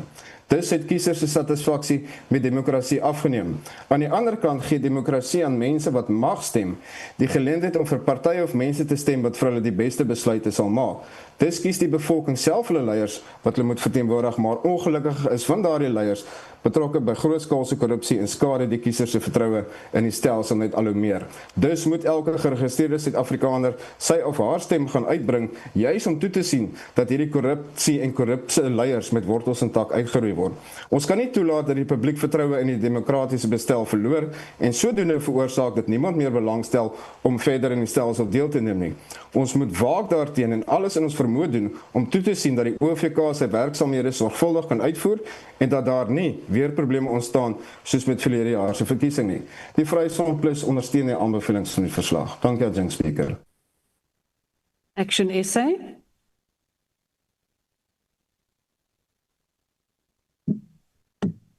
Thank you very much, Deputy Speaker. Action SA supports this report, but we do so with an urgent warning following the IEC's own admission to a growing and unchecked threat, the rise of disinformation campaigns that target voters and threaten the integrity of our elections. That is why Action SA will, in the coming days, gazette our election integrity bill, a decisive step to protect South Africa's democracy. The bill introduces clear regulation on political opinion polling, because unlike democracies such as Brazil, Canada, France, Italy, Kenya, and Ghana, South Africa has no legal framework to ensure transparency and accountability. Today, the polling space is exploited by unscrupulous actors, and they know themselves, and even foreign influencers, and we know who they are, seeking to manipulate citizens through lies and distortion. With the 2026 election fast approaching, the integrity of our democracy must remain our collective priority, above politics and above partisanship. Because when disinformation wins, democracy loses, and Action SA refuses to let that happen. And before I close, I hope that the MK Party will support this bill when it comes to this House. I thank you. The ACDP.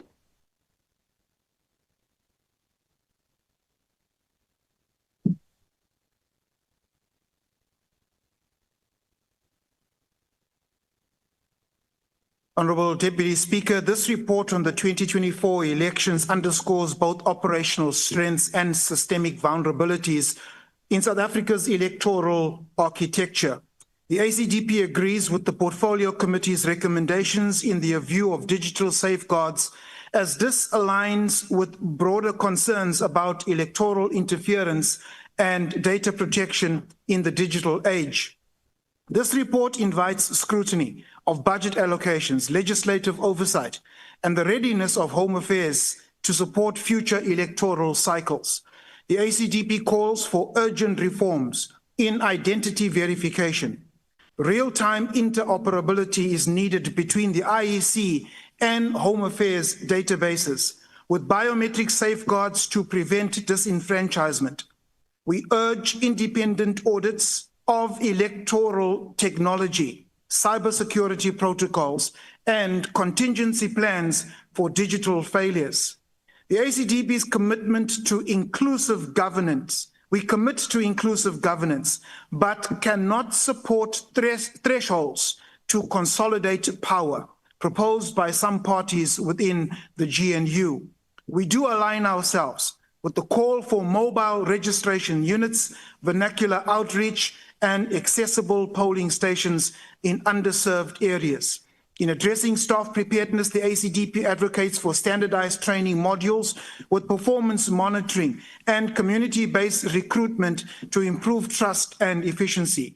To counter misinformation and apathy, the ACDP proposes for curriculum-integrated civic education together with voter awareness campaigns and youth-targeted digital content. As kingdom builders, the ACDP believes that these interventions would reinforce electoral integrity and reflect justice, transparency, and participatory democracy. I thank you as we support this report. The UDM. Honourable Deputy Speaker, the most crucial among the UDM's observations following the 2024 elections is the alarming decline in voter turnout, with youth participation at a particularly troubling low. This trend reflects the deepening disconnect between citizens, especially the youth, and the democratic institutions entrusted to represent and serve them. This is also confirmed by HSRC pre-election research, which revealed that 57% of South Africans were dissatisfied with the democracy. Furthermore, the lack of voter education in respect of Section 24A, which resulted in large numbers of those who were turned away from some VDs not voting. They could not go and join the long queues on their registered VDs. Secondly, the IEC shifted focus from this area and focused more on the new Electoral Amendment Act, which accommodates individual candidates. While the IEC states that a post-election survey confirmed that voters overwhelmingly perceived the elections as free and fair, it goes further to state that this was despite electoral court contestation of results from several political parties. This raises a question on the so-called survey and by whom. The same applies to the IEC training auditors. The malfunctioning of IEC devices has become a norm, election after election, and the nation cannot rely on that, especially since IEC introduces a new device every election. Honorable Deputy Speaker, seemingly the IEC was not aware of Honourable the member, your time has expired. Thank you. On their system. The UTM supports this report. Rise. Thank you so much. That's right, exactly. We support the report of the Portfolio Committee and also recognize that IEC also admits the challenges that it has insofar as how we conducted the elections, especially the issues around the queue management, the long queues that were there, the IT systems, the vulnerability thereof. I think that that's an important step or recognition that we need to make, that there is willingness on the part of the IEC to correct some of these challenges. But also, it is important, Deputy Speaker, honorable members, that we ourselves as the main political actors will interact with the elections and so forth, do not become agents of misinformation. For the trust that needs to exist between the electorate and the IEC, it's also incumbent on ourselves as the main political actors to be on the side of ensuring that the elections that are held in our country, they are free and fair, and that we don't get into the habit of misinforming the public. That's very important. But as Rising Suns, we support this report, and that we want the IEC to start the preparations for the local government elections that are going to be hotly contested as soon as possible, so that all systems are properly tested, so that the trust from all the political actors, the electorate, the political parties, is fully restored, and we can have a free and fair elections for the local government election. Okay, so much to Bosa.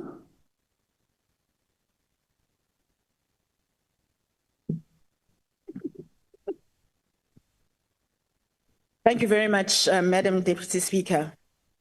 As Build One South Africa, we rise to support this report. In particular, we want to support recommendations on Section 24A and the funding of the IEC.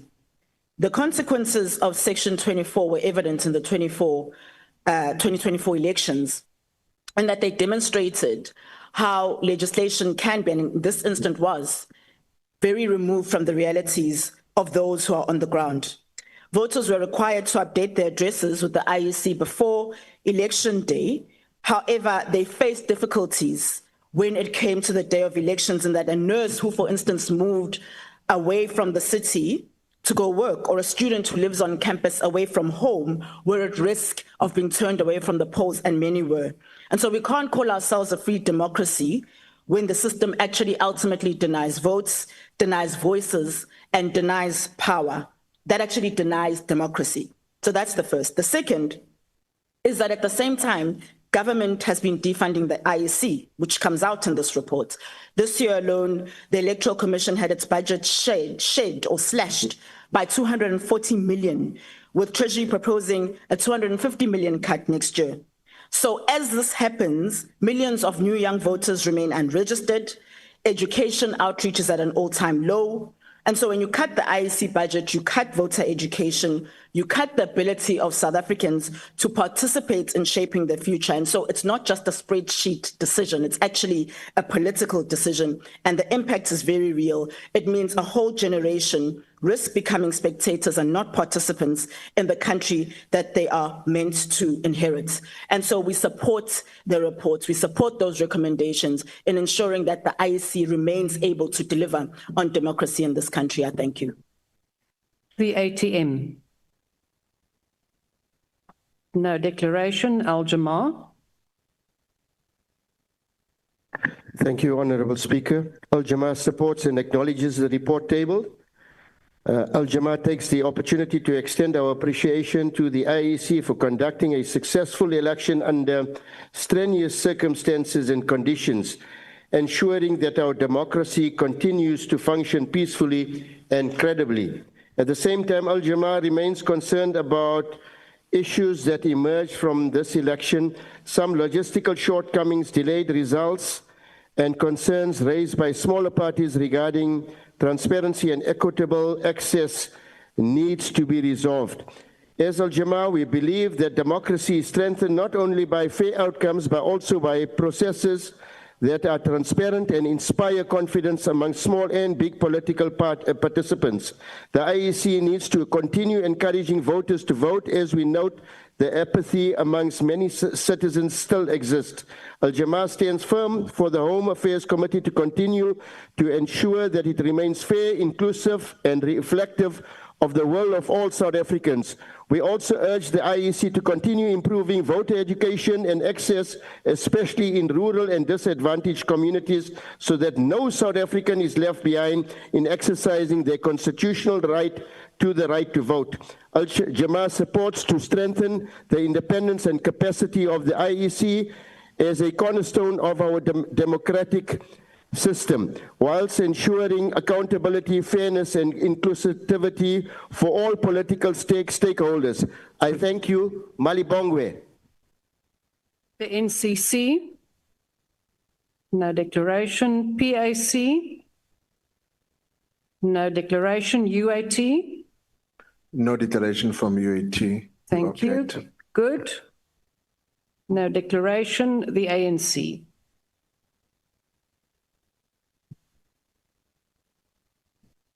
Thank you, Deputy Speaker. The year 2024 marked 30 years since South Africa attained its democracy in 1994. The democratic breakthrough of 1994 guaranteed the rights of all South Africans. That included the right to vote. For far too long, our country was placed where one's rights were defined by the color of their skin. Today, we stand proud as a nation that no government can simply claim authority unless it is based on the will of all the people. Since 1994, the IEC has played a critical role in ensuring that South Africans of a voting age exercise their rights to vote the government of their choice. The IEC has delivered democratic elections since 1994 to strengthen our democratic system. The 2024 national and provincial elections were held in line with Section 49, subsection 1 of the Constitution, that every 5 years, South Africans will go to the polls to elect the government of their choice. The 2024 national and provincial elections were first of its kind, given that it was for the first time in our young democratic system that independent candidates will stand for elections as individuals. This meant that the Parliament had to amend the electoral laws to allow participation of independent candidates. Consequently, the IEC had to adjust its processes and systems to accommodate the independent candidates. This was obviously a challenging but a necessary task for the IEC. We note that the IEC, in the process leading up to 2024 national and provincial elections, recorded the highest number of registered voters, despite the lower voter turnout on the day of the elections. We reiterate our concerns and unhappiness about the IEC IT system that was interrupted at the National Result Operations Center. We also reiterate our concern regarding the challenges with the VMD machines that affected the processing of voters on the voters' roll. To sustain our democratic system, we need our young people to participate, amongst other things, in the elections. The turnout of young people during elections was small relative to the number of young people in this country. We note that the IEC has listed the need for civic education amongst the young people as one of its areas of weaknesses that needs to be attended to. We are also aware of the concerns raised by voters with regard to the quality of service they got from the election officials at some of the voting stations. This requires that the IEC should strengthen training of its staff to ensure that they comprehend electoral laws and that they become helpful to voters during elections. We will be remiss if we don't raise the challenges that arose in line with the Section 24A regarding voting outside one's voting district.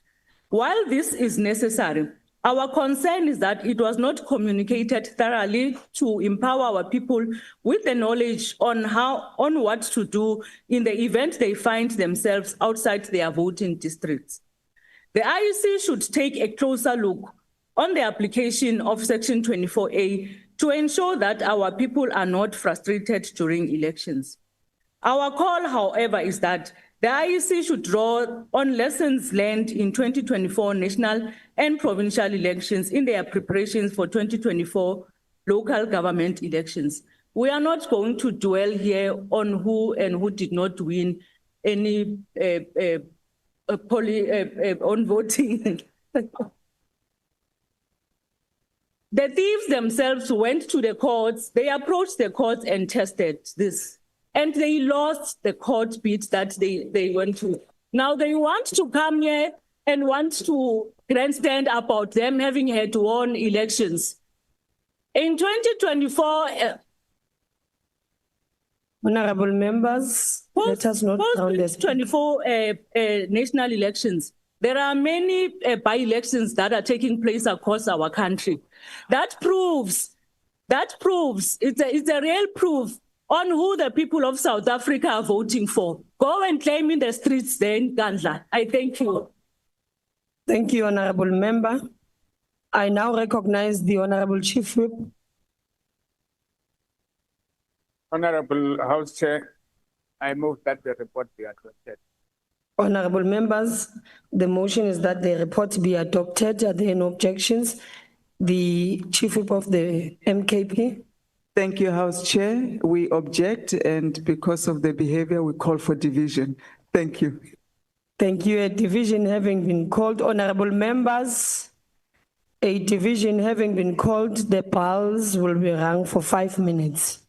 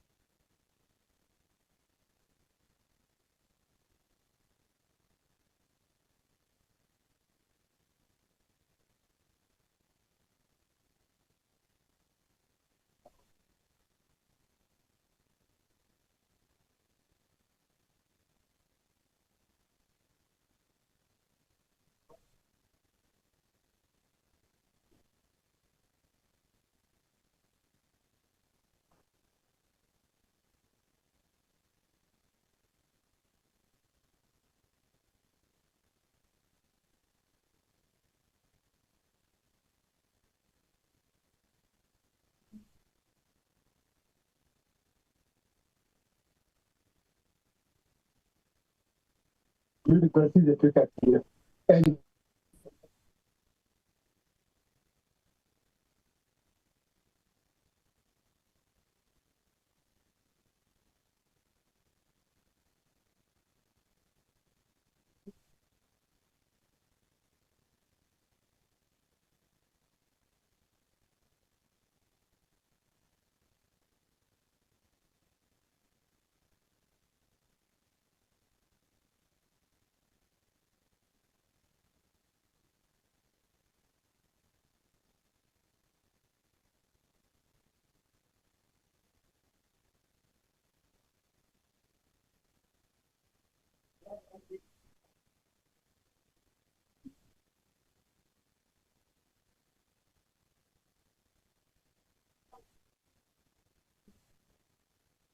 Honorable members,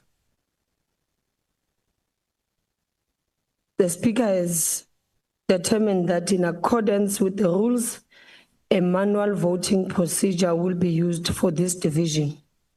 The table will confirm the requisite number of members physically present in the chamber and on the virtual platform to take this decision.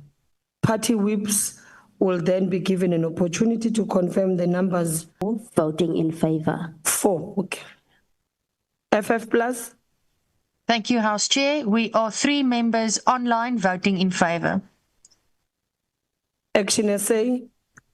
Thank you, House Chair. Action SA has 2 members online, 2 in the House, and we vote in favor. ACDP? Thank you, House Chair. The ACDP has 2 members in the House voting in favor. Thank you. UTM? Thank you, House Chair. The UTM has 2 members online voting in favor. Rise? Bosa? Bosa has 2 members in the House and we vote in support. ATM? Al-Jama? NCC? PAC?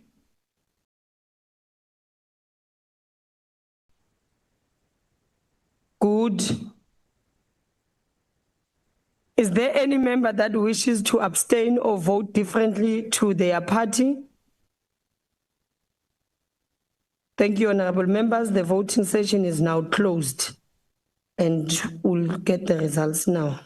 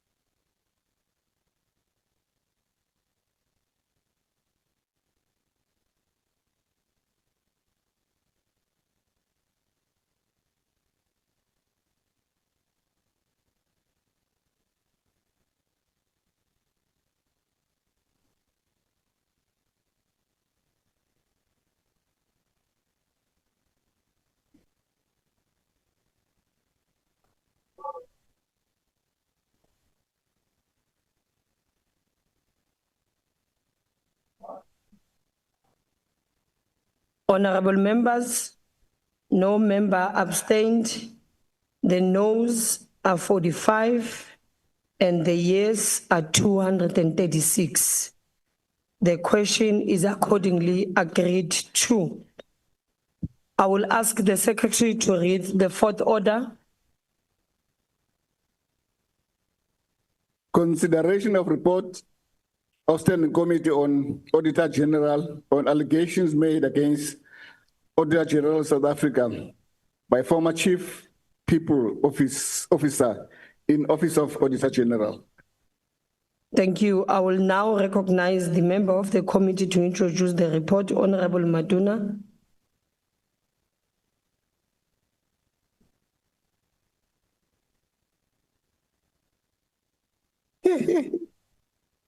No, thanks, Chair.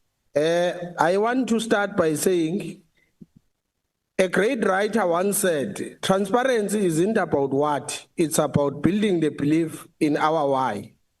Chair, AG is a critical watchdog in the government accountability framework, responsible for auditing and evaluating management of public resources.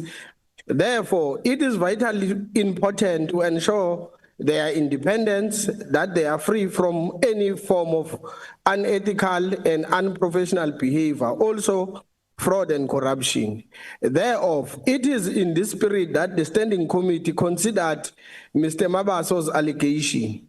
To give a short background, Chair, back in 2022, Mr. Mabaso, in a meeting with AG, Ms. Malulega, tabled a report that made up around about 9 allegations, which included allegations of corruption, unethical maladministration, unprofessional conduct, and most of the allegation related to the tenure when the AG was still a deputy AG.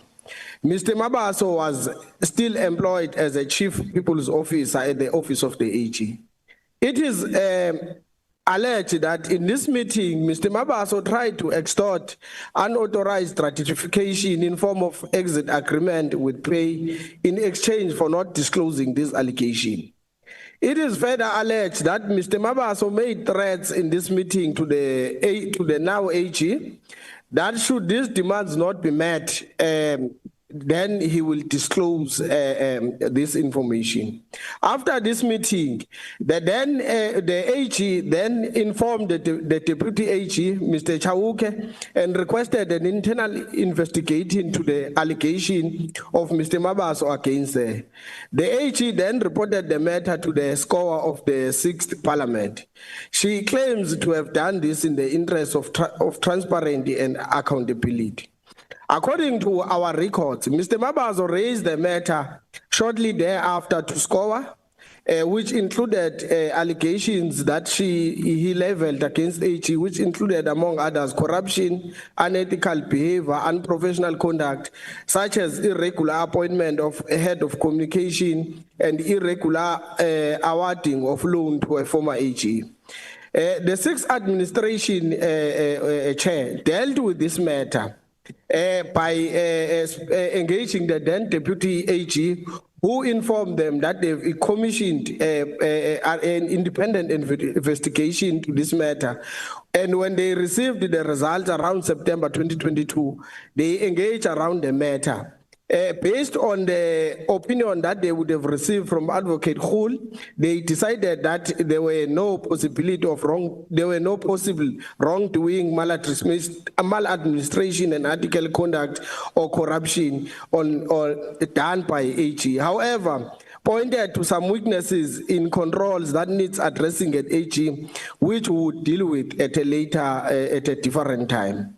They then went further to seek a legal advice from Mr. Bondsman, which resulted into Mr. Mabaso being subjected to DC and subsequently being dismissed. However, the scorer would have not communicated with Mr. Mabaso the outcome of their investigation into the conduct or the allegation that he would have submitted to them. As the 7th Parliament, when we entered, we received this allegation. And when the committee sat and deliberated around these allegations, we find them to be very serious and we could not ignore them, as we often believe that there's no one that is absolute, even the AG herself. We thereof took a process of reopening this investigation after finding out that the then scorer did not bring any report to the National Assembly about this matter and also did not revert back to Mr. Mabaso. We then collected all documents and legal opinions that were available at the time, including the report of the public protector. It is important, Chair, that I must bring it to the House that after Mr. Mabaso did not receive any response from SCOA, he would then write to the public protector she then investigated this allegation. Among other things that Mr. Mabaso would be requested was to investigate the conduct of the SCOA of that time. Then we received this report from public protector. Upon our analysis and discussions as a committee, Honorable Maduna, your time has expired. I table this report for consideration, Chair. Thank you very much. Honorable members, I will now recognize political parties wishing to make a declaration. The usual times for declaration of votes will apply. The DA.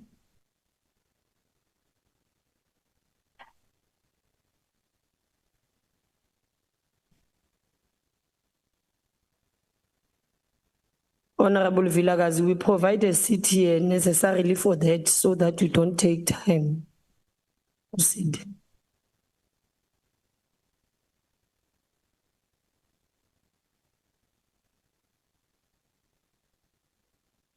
The Standing Committee on the Auditor General may be the most important committee in Parliament. I'll say it again. The Standing Committee on the Auditor General may be the most important committee in Parliament. House Chair, these words are not an exaggeration. Because if Parliament is the engine of accountability, then the Standing Committee on the Auditor General, or SCOWAG, is the gearbox that keeps that engine moving. We are the one committee that does not oversee a department, a minister, or a program. We oversee the watchdog itself, the Auditor-General of South Africa, the independent guardian of public money and clean governance. SCOWAG ensures three things. First, that accountability is real, not rhetorical, and that even allegations against the Auditor General are handled with fairness and transparency. Second, that transparency is public and our findings are shared openly so that accountability must be seen to be done. And third, that the independence of the Auditor General is protected from political pressure or unfounded accusations that seek to undermine its credibility. But there's a fourth reason why SCOWAG matters, and it goes to the heart of how Parliament works.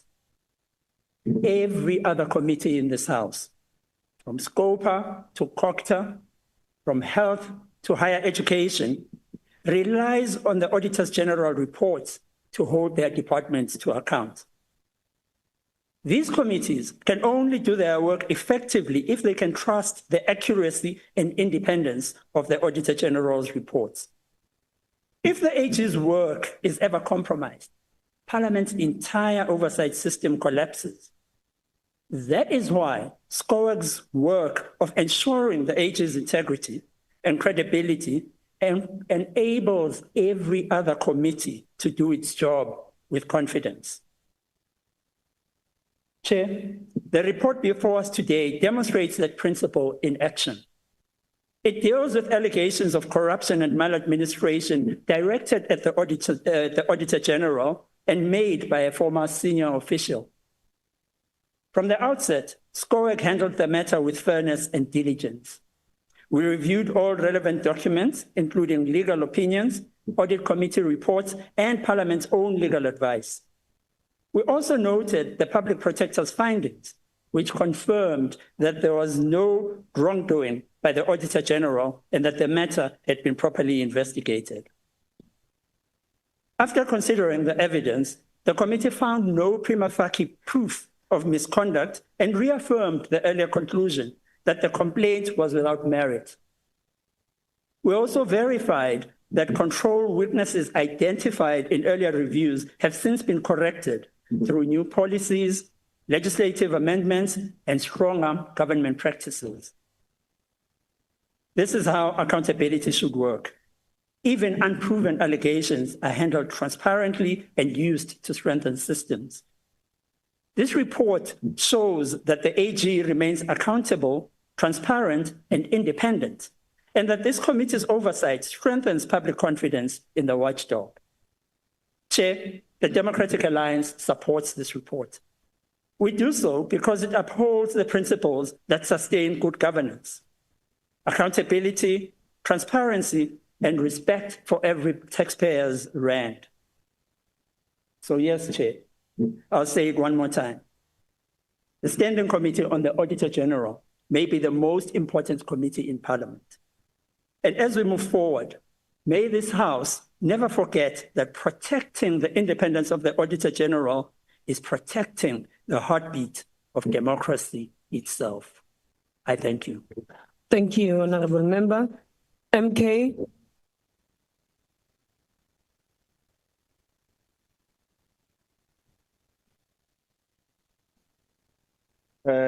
Thank you, House Chairperson.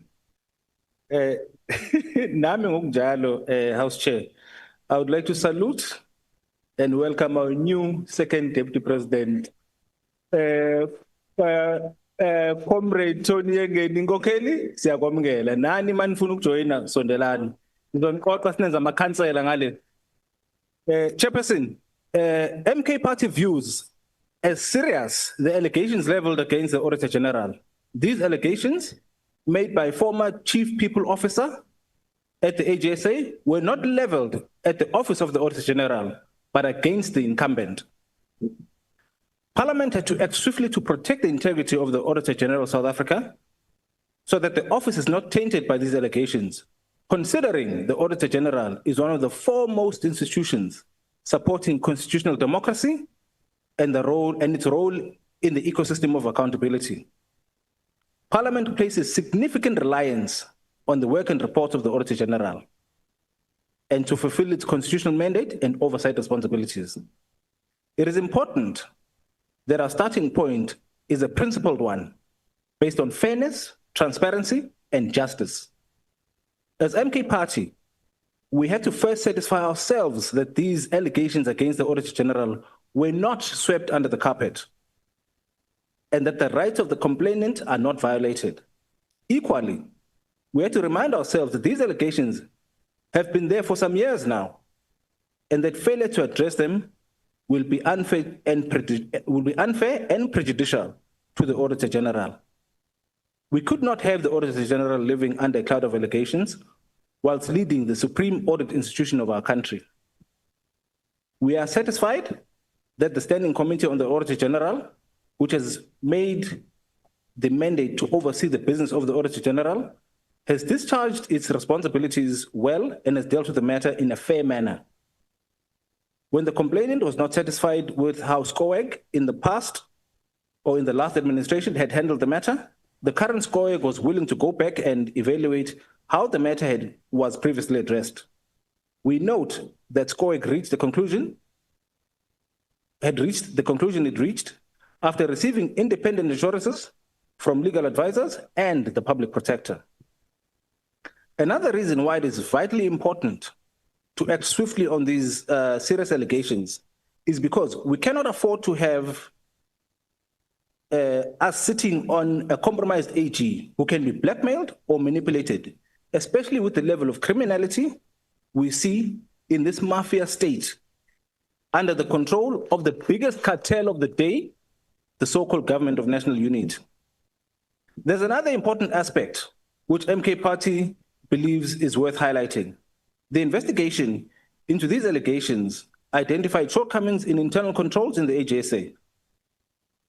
MK Party is pleased that SCOAG had agreed to monitor the implementation of corrective measures to address the root causes that gave rise to these allegations in the first place.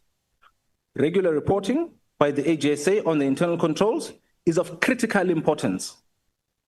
As the official opposition, we will keep a close eye on this one.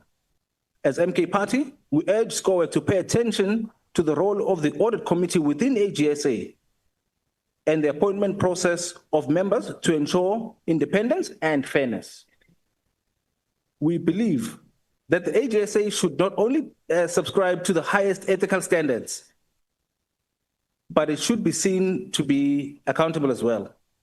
It must live the values and standards it expects from its auditees and has set a very high bar. The MK Party supports the report of the Standing Committee on Auditor General. Thank you, Honorable Member. Your time has expired. EFF.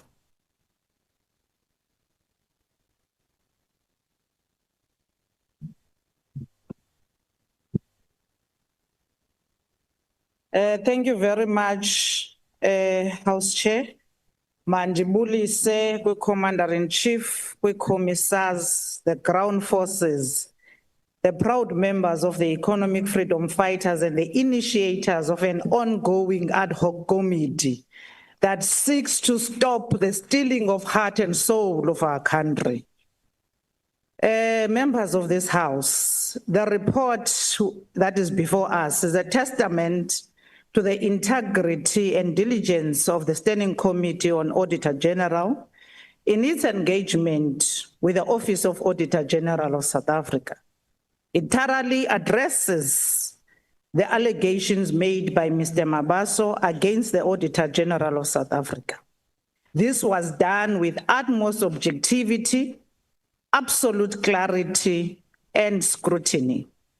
The findings of the independent investigation, legal opinions, and public protector's report all converged on one conclusion. There is no evidence of corruption, of impropriety, or unethical conduct by the AG. All reports from Krill Legal, Bowman's, and all the investigations exonerated the Auditor General, including the public protector. Furthermore, the committee has demonstrated its commitment to transparency and accountability by addressing the governance weaknesses identified in the Krill report. This report reaffirms the independence and impartiality of the AGSA, which is a cornerstone of our constitutional democracy. We support the adoption of this report and commend SCOWEG, the Committee of Parliament, for its unwavering dedication to justice and oversight, particularly in supporting the only credible institution that upholds democracy and enforces accountability on public expenditure. ISouth Africa bantu bakowethu ijongene nomcelimngeni we-corruption. Ijongene nokungathenjwa kwe-leaders in institutions and officials. Ukubana ngaba sizawuvumela bonke orhoqotyeni baze nengxelo ezingacacanga, especially against the only fearless woman who's tackling corruption in this country without fear or favor. We should never allow such. Ufuneka simprotecte upublic protector, simprotecte u-AGSA. If abafazi bazawujongana nemicelimngeni yamadoda angenambeko, asizoyivumela loo nto siyile House. Sayisupporta le report enkosi. Thank you very much, Honorable Member. IFP.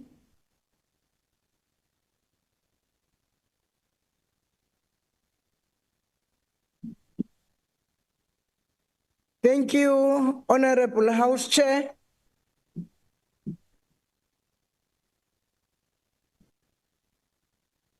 Thank you, Honorable House Chair. The Inkatha Freedom Party welcomes the committee's conclusion that there was no wrongdoing by the Auditor General and that all matters have now been fully addressed. We also note the Deputy Auditor General's briefing on corrective measures taken to strengthen internal controls, including reform to address the previous legislative gap on determining the Auditor General's condition of service, the clarification of deferred payment processes, and the alignment of recruitment policies to qualification requirements. We are satisfied with these mitigation measures as they demonstrate the Auditor General's commitment to improving governance, transparency, and accountability within the institution. However, the IFP also highlights the importance of ensuring stronger mechanisms for continuity and knowledge transfer between parliamentary terms. This will help to prevent uncertainty and lapses in parliamentary oversight, thereby safeguarding the integrity of public institutions. Accordingly, the IFP accepts the report and reaffirms its commitment to accountability, oversight, and strong institutional integrity. Thank you, House Chairperson. Thank you very much, Honorable Member. Patriotic Alliance. Thank you very much, House Chair. Patriotic Alliance has considered the report of the Standing Committee on the Auditor's Report concerning serious allegations made by Mr. Mlungisa Mabaso, former Chief People Officer in the Office of the Auditor-General of South Africa. We note that Mr. Mabaso alleged corruption, impropriety, and maladministration within the AGSA and claimed that these matters were previously ignored by the committee under the 6th Parliament. These allegations, which include financial irregularities involving the late Auditor General Tembekile Kimi Magwetu and current Auditor General Zakane Maluleka, are grave and strike at the heart of public trust in one of our Chapter 9 institutions. The Patriotic Alliance reaffirms its commitment to the principles of transparency, accountability, and constitutional integrity. We believe that the institutions such as AGSA must be held to the highest standard of ethical conduct, and that any allegations of misconduct must be thoroughly and independently investigated. We commend the committee for revisiting the matter and seeking legal advice from Parliament's Constitutional and Legal Services Office. The recommendation to either reopen the investigation or conclude it based on availability evidence is a responsible step forward. However, we must express concern over the lack of formal resolution or communication to the complainant in the previous term. This omission has contributed to perceptions of opacity and undermines the credibility of Parliament oversight. The Patriotic Alliance therefore calls for transparency and independent inquiry into the allegations with findings made publicly. Excuse me, Deputy Chair, can the Minister please mute? It is very disturbing. Continue, Honorable Member. You have 5 seconds left. But it is very disturbing. He must mute his mic. A commitment from Parliament to ensure that all Chapter 9 institutions are protected but also held accountable.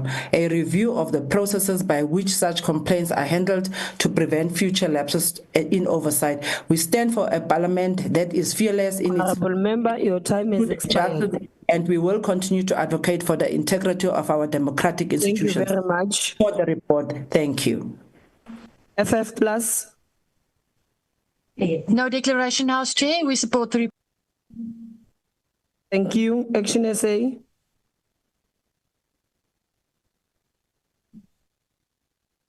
Chairperson, I'm going to sound like I'm singing a choral refrain, but what is good bears repeating. The Auditor-General plays a vital role in promoting accountability and strengthening democratic governance in South Africa through its audit activities. As Action SA, we have been impressed by the professionalism, diligence, and competence of the Auditor-General's Office and the AG. They set a standard that should serve as a benchmark for all government departments and entities. The values of professionalism, ethics, trust, and excellence that define the Auditor-General's work demonstrates what is possible in the public service when integrity and professionalism are prioritized. That said, no institution is immune from scrutiny or complaints. When such complaints arrive, whether from stakeholders or members of the public, they must be investigated thoroughly and appropriate action taken where warranted. This includes the complaint lodged by a former staff member against the Office of the Auditor General. Within this context, Action SA is satisfied that the complaint was properly and independently investigated, and we support the recommendations contained in the report before us, including the finding that there is no basis to the complaint. Thank you. Thank you very much, Honorable Member. ACDP. Thank you, House Chair. House Chair, the ACDP affirms the findings of the Standing Committee in defending the integrity of the Office of the AG. Now, the committee's report, tabled on the 22nd of September, follows a thorough investigation into the allegations against the former AG as well as the present AG. These allegations, as other members have referred to, are corruption, unethical conduct, but were found to be unsubstantial and unsubstantiated and procedurally flawed. The process included legal review, witness testimony, and scrutiny of internal governance protocols.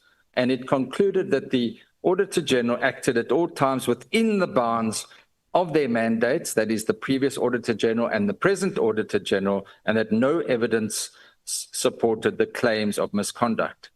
Now, Parliament's closure of this matter reflects a commitment to fairness, due process, and institutional stability. This declaration of the closure and the finding is not merely a defense of one individual, but a reaffirmation of the constitutional role of the AG in safeguarding public finances. The office, as we were all agreed to, must remain above reproach, but it must also be protected from weaponized grievances and reputational harm. We, as the ACDP, call on Parliament to possibly consider looking into an internal SAPS inquiry into the officer's conduct himself and to strengthen whistleblower protections whilst ensuring that allegations are not used to destabilize oversight institutions like the Auditor General. The ACDP supports the report. I thank you. Thank you very much, Honourable Member. UDM. Honourable House Chair, the UDM supports the report of the SCOAG and commend the thorough work that have been undertaken by both 6th and 7th administration committees. Parliament committees carry an important job to enforce accountability from various departments, in this instance, summoning the accused and the complainant to appear before the committee and give evidence in terms of the powers, privileges, and immunities of Parliament and Provincial Legislatures Act 4 of 2004 was indeed a commendable and act towards unfolding the concerning allegations. Such allegations must always be followed up to curb the culture of irregularities in government institutions. This has assisted in clearing allegations against the AGSA, which is one of the Chapter 9 institutions that are doing a tremendous job and highly respected by the nation. Moreover, during the oversight mandate over the AGSA, the committee identified governance and control weaknesses. Such weaknesses should be closely monitored, and AGSA should provide Parliament with a detailed plan of action to address governance and internal control weaknesses. Chapter 9 institutions have high standards to uphold, and we cannot allow any inconsistencies. I thank you. Thank you very much, Honourable Member. Rise. No declaration from ourselves to support the report. Thank you. Thank you. Posa.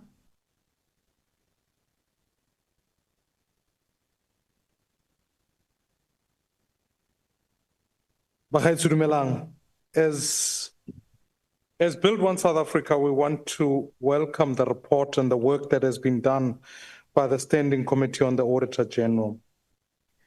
I would argue, honourable members, that this report goes far beyond the question of the procedural matter, but it becomes one of the restoration of the integrity and the strength of the Auditor General. I do believe, honourable members, we need to go a step further.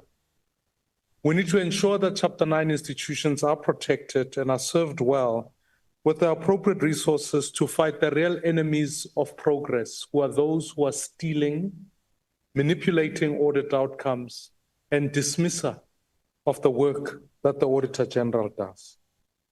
You see, honourable members, our duty here is not just to appoint the best people to lead these institutions and protect them, but is to restore institutional democracy at a time such as this one. A 2025 study revealed that only 30% of oversight recommendations by the Public Service Commission was fully implemented, underscoring the need to strengthen the accountability framework. This report and the process that led to it must become a benchmark of how Parliament itself engages in many ways with Chapter 9 institutions. So to this effect, honourable members, I'd like to recommend that we strengthen the oversight mechanisms that Parliament has, which is the Standing Committee on the Auditor General, equipping them with expertise so that they can continually conduct effective oversight. We need to institutionalize performance reviews and financial audits tabled and debated in this House, not post facto, but figure out mechanisms using technology so that it can be real life. Otherwise, you find people do wrong things, they move on, and by the time Parliament engages, it's too late. Lastly, we need to close the feedback loop to complainants, particularly this one. And this is an exemplary process. So, honorable members, let's strengthen institutional capacity if we're going to safeguard democracy. Thank you very much. ATM, Al-Jama, NCC, PAC, UAT, Good, the ANC.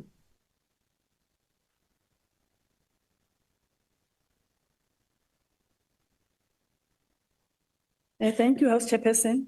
I stand before you today representing the African National Congress to express our unwavering support for the tabling of the report on allegations against the AGSA by the former Chief People Officer. The institution of the Auditor-General of South Africa is not just an ordinary institution, but a constitutional guardrail protecting our public purse and ensuring the careful use of taxpayers' money. When the integrity of such an oversight body itself is called into question, our duty as representatives of the people becomes paramount. The allegations raised by the former CPO were serious and required careful scrutiny to ensure that the integrity of the Auditor General's office, which serves as a cornerstone of accountability in our democracy, was upheld. The committee has diligently reviewed all documentary evidence, conducted comprehensive deliberations, and engaged extensively with the Deputy Auditor General, Parliamentary Legal Service, and including the report of the Public Protector. After this rigorous process, the committee has concluded that there is no prima facie evidence to support the allegations of unprofessional or unethical conduct by the Auditor General.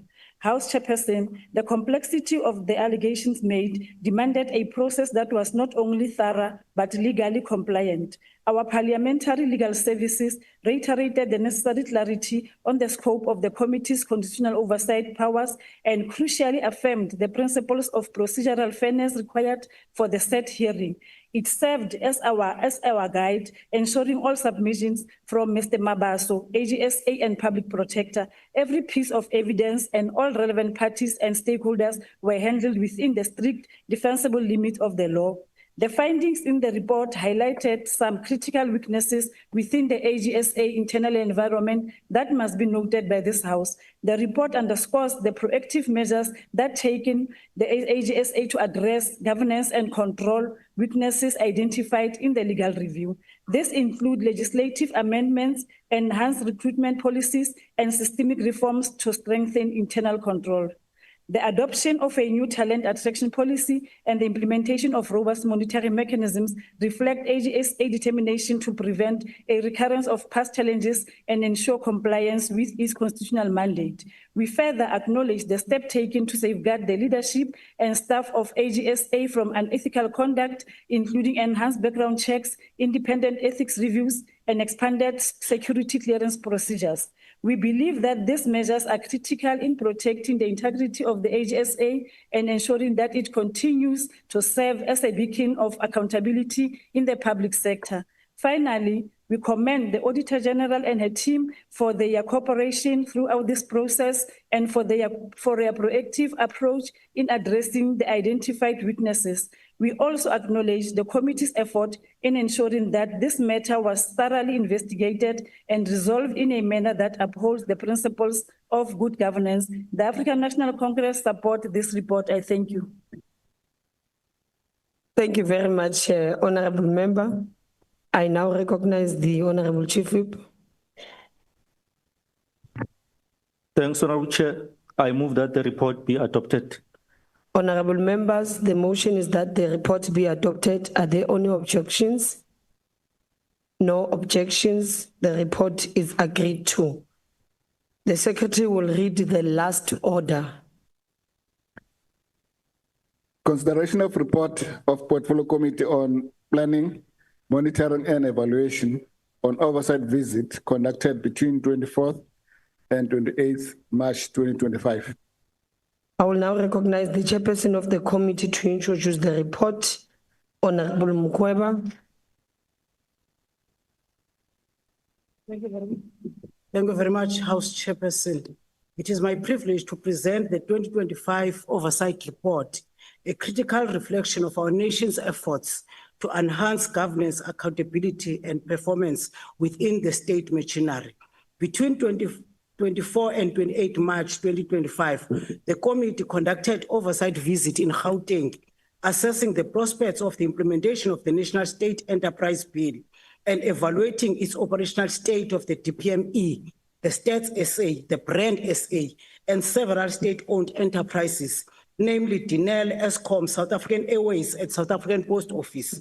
Honorable Chair, the committee commended the ongoing integration of the Department of Public Enterprises into the DPME, a structural reform intended to create a unified oversight model for state entities to streamline governance and reinforce accountability frameworks across SOEs.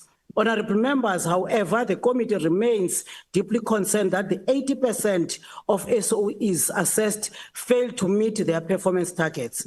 Eskom has demonstrated operational gains, improved generation reliability, reduced diesel cost, and progress on grid maintenance. Nonetheless, persistent governance deficiencies, electricity theft, and unresolved municipal debt continue to undermine the recovery efforts. Denel, while showing signs of recovery, with revenue rising from under 2 billion in 2021-2022 to 4.3 billion in February 2025, still faces liquidity constraints, leadership instability, and delays in critical defense projects, such as Project of Yester. The committee calls for a decisive intervention to protect intellectual property, restore production capability, and ensure the South African National Defence Force operation readiness.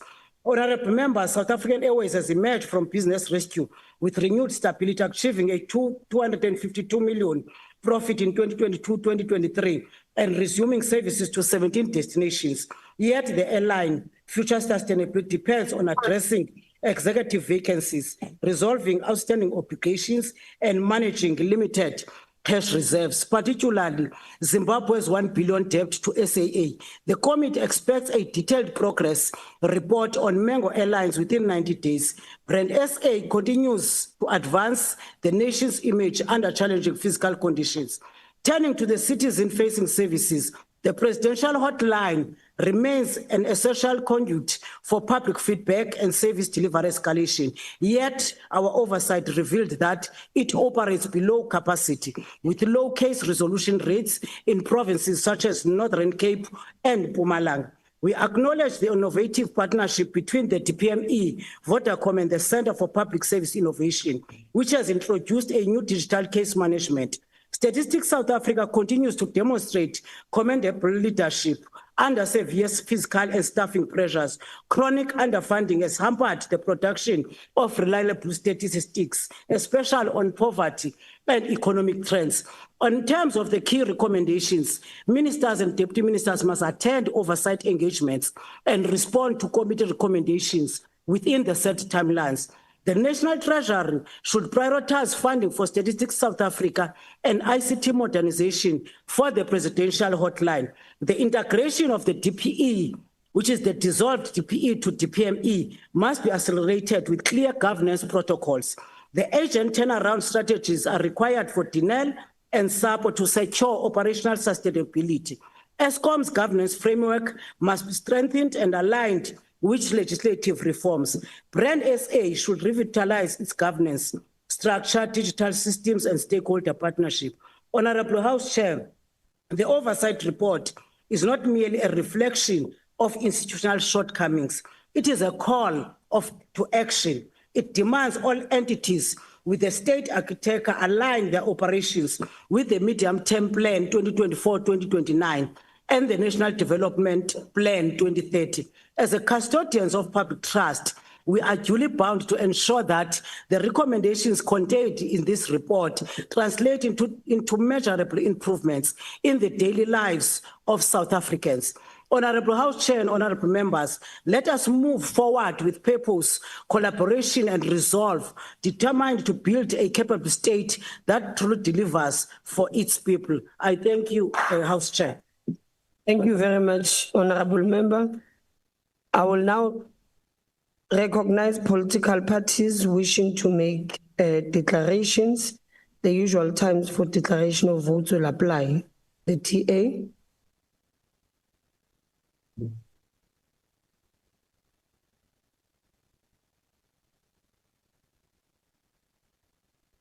No, it's Darren.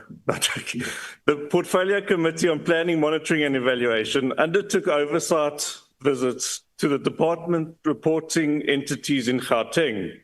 At the end of March, the oversight was a welcome, insightful experience, and more visits must be scheduled in the future.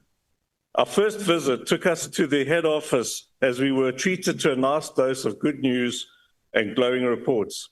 Unfortunately, it went downhill from there. The second stop was Stats SA. We got to see the heart of the problem in South Africa. Good, loyal people on the top staying under the circumstances in the hope that they can grow a steady stream of successes. Yet, there was a glaring missing middle. That created a major vacuum between the veterans and the fledglings. The fledglings enter Stats SA after studying and some having received great generous bursaries. They get unique and beneficial on-the-job training and then become ideal pickings for the private sector. They are poached before they become of any benefit to Stats SA. Coupled with the major budgetary constraints, but the ever-growing importance placed on this department, it is clear that we are heading for an economic disaster which will see South Africa flying blind if it cannot properly resource or rely on this organization in the future.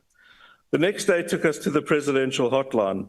The first phase was an outsourced call center, most of the calls pertaining to SASO and Home Affairs around grants and naturalization. However, one is left with the sense that this is now the new post office. It takes the calls and then just dispatches it to department in the hope and pray that it will be taken up and dealt with efficiently. We then went to the union buildings expecting to see the presidential hotline office, the walk-in center, the grand heartbeat of the operation in all its glory. Unfortunately, we were welcomed by 8 empty desks, just with 2 staff members, not even air conditioning, piled up with outdated computers and an explanation of shift changes and staff working from home since COVID. I understand that this office was dealing with escalations, but it was also the walk-in center. This center has the opportunity to really understand the problems of our citizens, the issues on the ground, and bring the ear of the president closer to the people. Yet I left feeling that we were paying a premium for a budget service. Brand SA was an eye-opener. I pushed the notion of SA Tourism and Brand South Africa being merged into one. The new CEO made it clear that SA Tourism is responsible for the top half of the plane and Brand SA is responsible for the bottom half. But what was not clear was why they needed 2 planes instead of 1. The oversight was successful and showed exactly why this portfolio needs to be on the ground and why it needs to meet more regularly. Although we visited a few state-owned entities and saw some positives and negatives, some highlights and lowlights, the focus for now must be around the efficacy of our department, the merging of DPME with DPE and the entities directly under the new structure. This oversight trip has triggered a yellow warning light. How we respond and how we tighten up the casual approach will make the difference between a legacy of success or a failed opportunity. Thank you very much. Thank you very much, Honorable Member. MK.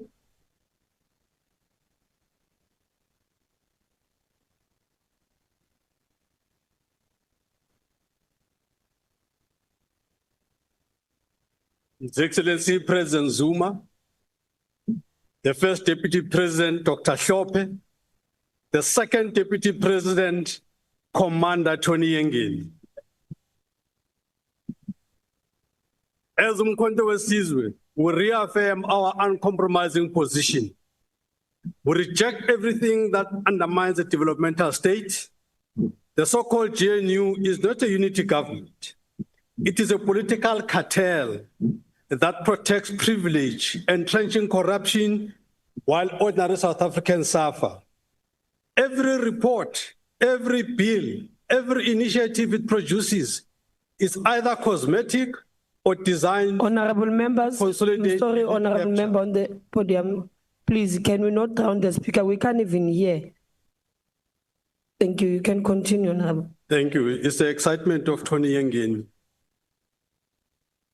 Every report, every bill, every initiative it produces is either cosmetic or designed to consolidate elite capture.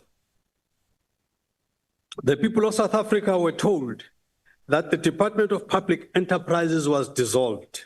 False. It has been merged into planning, monitoring, and evaluation. Dysfunction rebranded, not resolved. And now the so-called GNU presents the National State Enterprises Bill. We reject it outright. This is codified looting machinery designed to centralize control over state resources for a few at the expense of the many. The MK party delegation that was part of this oversight reports very staggering observations. Number one, 80% of the SOEs failed their performance targets, recording high levels of fruitless and wasteful expenditure. Denial battles liquidity and stolen intellectual property worth 328 million. SAA, despite modest recovery, still struggles with staffing and governance gaps. South African Post Office continues to shed jobs, losing over 5,000 employees while failing to modernize. Eskom loses 17.8 billion due to theft, even as it claims improved operations. The presidential hotline is now the presidential code line. Dead, unresponsive, and symptomatic of a state that no longer listens to people. Provincial resolution rates are abysmally low, 3% in the Northern Cape, 8% in Mpumalanga, while the national departments often fail the required 40% resolution rate. Without urgent reform, it remains a hollow facade of accountability. State South Africa is underfunded, with vacancies exceeding 40% in critical units, crippling evidence-based planning. Brand South Africa struggles under budget constraints and cyber risks, failing to promote economic development and national pride effectively. House Chairperson, the MK party will not legitimize failure. We reject this report. We reject the so-called GNU. We reject the National State Enterprise Bill. South Africa does not need cosmetic reforms. It needs a people's government, accountable, sovereign, and committed to development. Until then, we will continue to expose the illegitimacy, corruption, and collapse represented by the so-called GNU. Right now, we have to go and celebrate our second deputy president. Mandla! Thank you, honorable member. The EFF.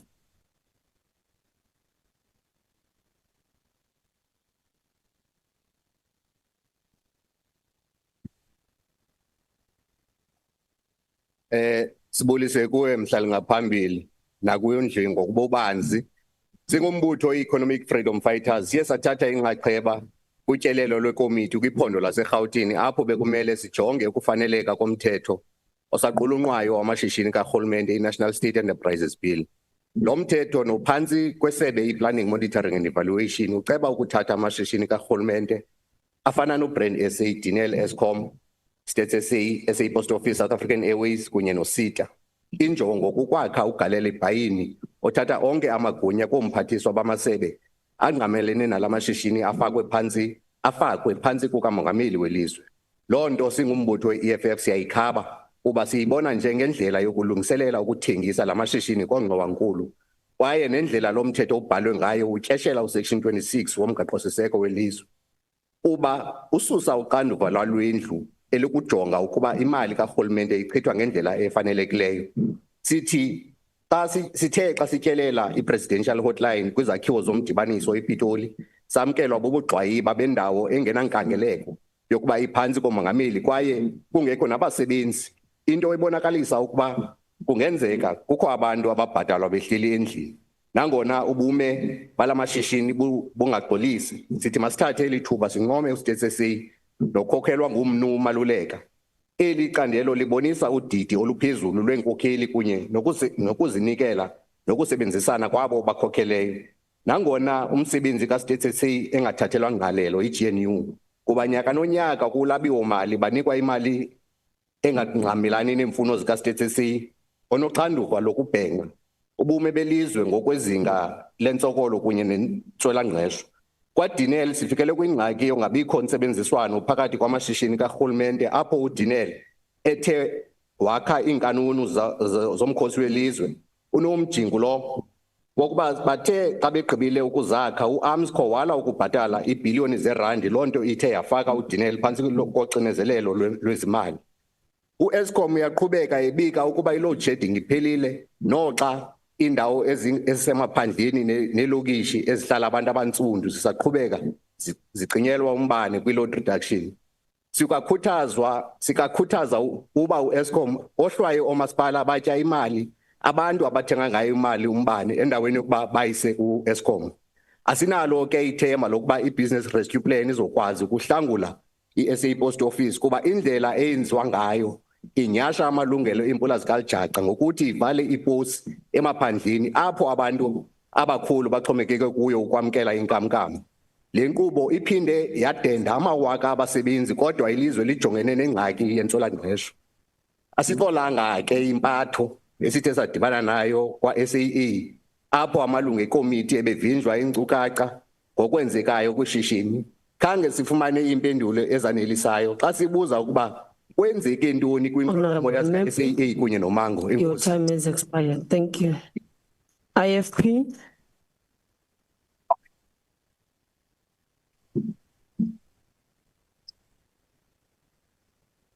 Thank you very much, House Chair, and special greetings to Acacia members. You look battered today. The IFP welcomes the committee's efforts to strengthen accountability across departments and state-owned entities. However, the findings once again reveal deep-rooted governance failures, weak accountability, and persistent financial mismanagement in many entities, including Denel, the Post Office, and Eskom. Chair. ANC and MK, yeah. Honorable Skosana, please. It is alarming that the majority of SOEs continue to miss performance targets, while irregular and wasteful expenditure remain high. We stress that consequence management must not be a slogan, but a standard practice. Leadership appointments must be based on merit and integrity, not political patronage. We also remain concerned about the underfunding and high vacancy rates at Statistics South Africa, which threaten the reliability of national data essential for planning and policy making. We urge the government to strengthen citizen engagement platforms such as Presidential Hotline and to ensure that departments respond effectively to public complaints. Oversight without executive accountability has little value. The IFP accepts the report but calls for urgent implementation of its recommendations and regular progress updates to Parliament. Restoring governance, efficiency, and transparency in public institutions is the key to rebuilding public trust and improving service delivery. Thank you very much, House Chair. Thank you very much, Honorable Member. Patriotic Alliance? No declaration, we support. Thank you. FF Plus? No declaration, Chairperson. Thank you. Action SA?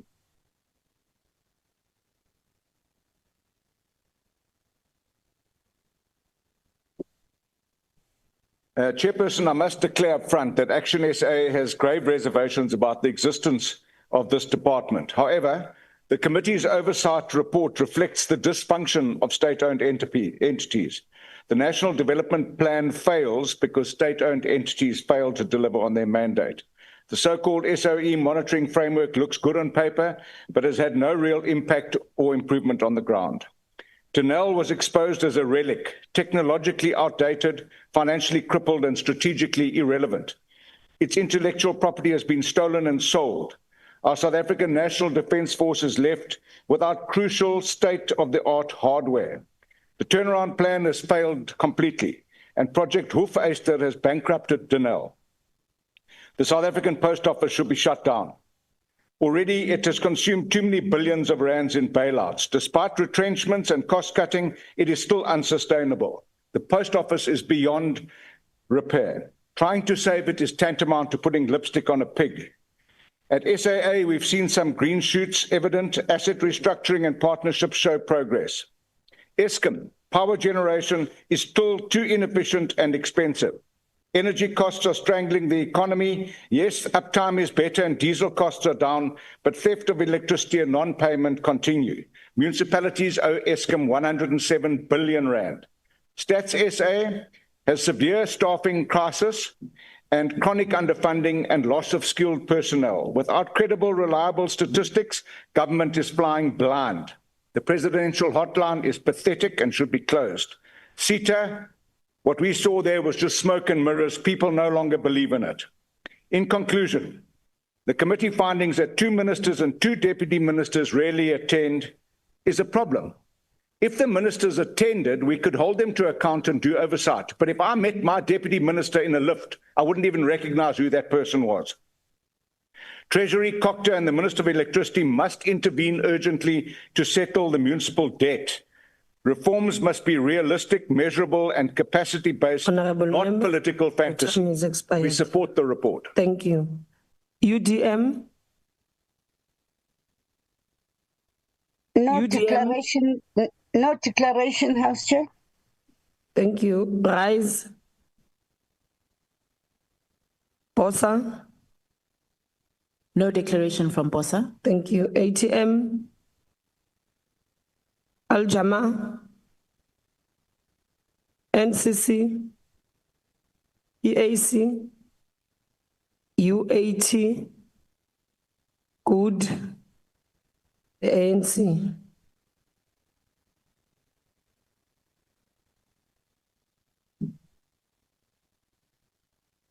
Thanks very much, Madam House Chair. Madam House Chair, the African National Congress consider the report of the oversight visit by the Portfolio Committee at a time when the country is recovering from a period of significant decline in the performance of major state-owned enterprises. The responsibility of the enterprises assigned to the Minister of Planning, Monitoring and Evaluation by the President necessitated our focus on various state-owned enterprises as well as the Department, Statistics South Africa and Brand SA. Building an ethical and capable developmental state requires that our public institutions have the requisite number of public servants with the skills and knowledge to resolve challenges impacting our communities and the country. We can confidently, Madam Chair, state that the trajectory of state-owned enterprises is on a path of recovery and growth. Eskom is no longer in a crisis of load shedding, and electricity supply has been restored with challenges of load reduction in some areas in the country. We are confident that Minister of Electricity is repositioning Eskom as the backbone of our electricity supply, and we support the focus on the affordability of electricity. We must lower the cost of electricity to cushion the poor and workers and to support the growth of our industries. Despite the call from some of our benches that the state should not capitalize state owned enterprises, we have observed significant improvement due to these fiscal interventions and call on National Treasury to continue supporting SOEs to be a going concern. This is critical for the growth of our economy and for job creation. Madam House Chair, DENEL is also a positive growth strategy and is currently a going concern despite liquidity challenges. The neglect and mismanagement of DENEL directly weakens our security and innovation manufacturing capabilities, as DENEL is at the cutting edge of manufacturing defense machinery and equipment. South African Airways is regaining its market share and is a going concern, recording a profit. We have raised concerns about the closure of the low-cost airline Mango, and we believe that our transport strategy should also focus on the state providing a low-cost airline services. We have made recommendations to strengthen various functions of the Department of Planning, Monitoring and Evaluation, such as strengthening the presidential hotline to have increased case resolution and also focus on strengthening the frontline service monitoring as a key node of direct contact and service provision for communities. We must ensure the people get timely services in hospitals, traffic offices, home affairs, municipalities, and in various government services. The quality of services is linked to the dignity and respect for the people. In relation to the National State Enterprise Bill, the government should have a comprehensive strategy and enhance the governance model and increase the participation of SOEs in various economic sectors. We are concerned by the continuous budget declines of Statistical South Africa in real terms, as the entity has a high vacancy rate comprising the efficient and effective execution of its various statistical publications. The digital transformation of Statistics South Africa will contribute to enhancing its efficiency and aid the expansion of its statistic output to measure new emerging issues that are not currently covered. Brand South Africa is another key entity to promote our national image and interest globally. We have recommended that Brand SA should adapt and adopt technical tools which enhance the functions of the entity. Overall evidence indicates that fiscal consolidation and budget cuts have had a negative impact on the capacity and capability of various entities, and Parliament has closely focused on the budget to resolve various backlogs impacting state entities. The National Treasury should prioritize funding key areas which have an impact on the ability of state organs to deliver their mandate. Madam House Chair, the ANC supports the report and believes that the implementation of the recommendations in the report will contribute to the building an ethical and capable developmental state. I thank you. Thank you very much, Honorable Member. I now recognize the Honorable Chief Whip. Honorable House Chair, I move that the report be adopted. Honorable members, the motion is that the report be adopted. The EFF. House Chair, the EFF will never support the privatization of state-owned entities, and we call for a division. Haven't been called for a division. The bells will be rung for 3 minutes.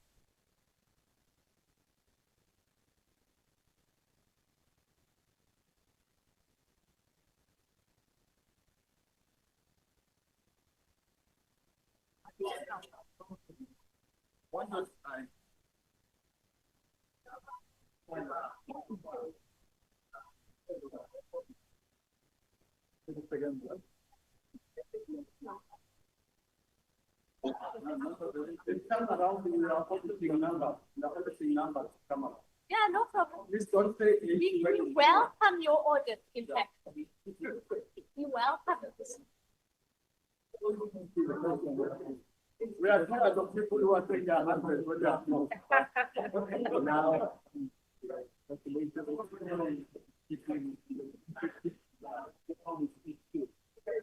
Honorable members,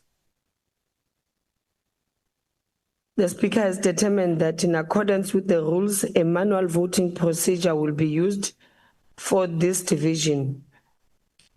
The table will confirm the requisite number of members physical present in the chamber and on the virtual platform to take this decision. Party whips will then be given an opportunity to confirm the number of their members present and indicate if they vote for or against the question. A member who wishes to abstain or vote against the party vote may do so by informing the chair.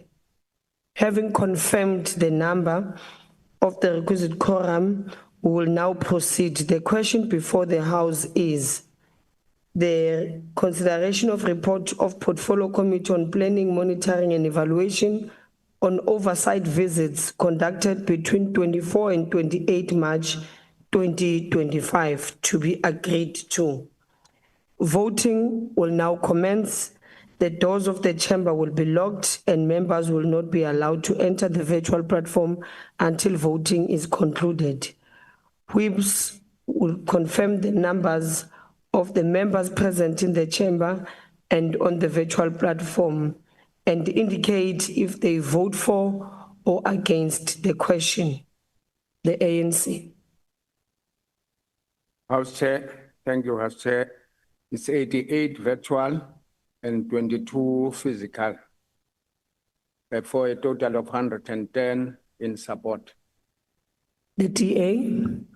Thank you, House Chair. 13 members in the House, 51 members online. That's a total of 64 voting in support. MK. Thank you, House Chair. We've got 12 members in the House, 31 online, total of 43 voting against the report. Thank you. EFF. House Chair, we are 20 online, 6 in the House, 26 in total. The EFF votes against the privatization of state-owned entities. Okay, Honorable Member, IFP. FP vote in favor, 4 in-house, 7 online. Thank you. Thank you. PA. Patriotic Alliance, 2 in the House, 3 on the virtual platform, 5 voting in favor. FF plus. Chairperson, 2 online, voting in support. Thank you. Action SA. House Chair, Action SA has 3 members online, 2 in the House, 5 in total in support. Thank you. ACTP. ACTP. UDM. UDM. Rise. Rise. BOSA. ATM. Al-Jama. Honorable Speaker, 2 online in support. Did you get that? Al-Jama. NCC. EAC. UAT. Good. Is there any member that wishes to abstain or vote differently to their party? Thank you. The voting session is now closed.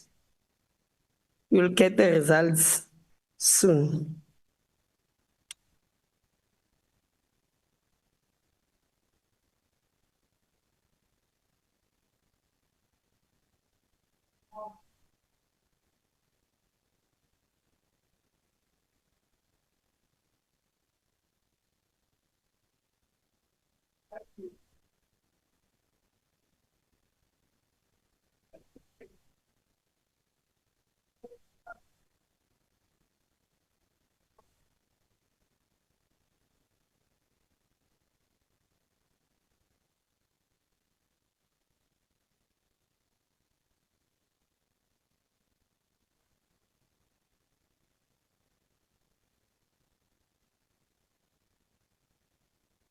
Let's get it.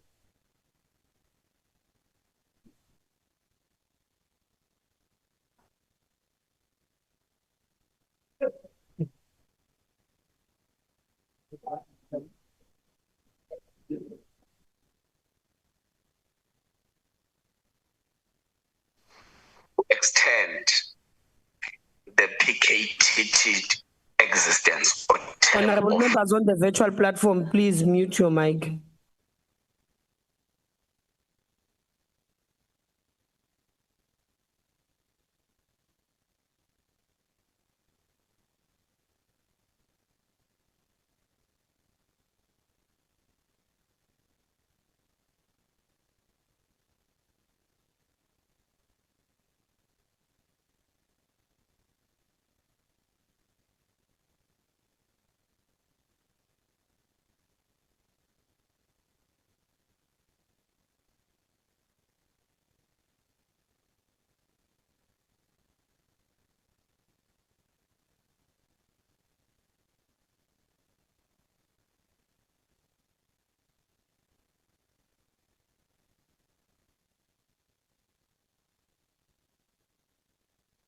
Honorable members, the results of the division is as follows.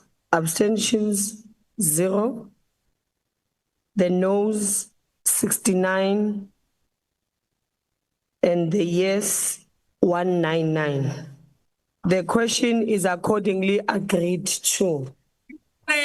But ANC and DA sellouts. Honorable members, we have come to the end of the business of the day. But before you stand, I would like to remind members that tomorrow there's members training and capacity building here at the Good Hope Chamber, which will start from 9 up until 13:30. So it's a hybrid, but other members will be physical and others will be on the virtual. Yes, I request members to stand and wait for the presiding officer and the maids to leave the chamber. That concludes the business of the day.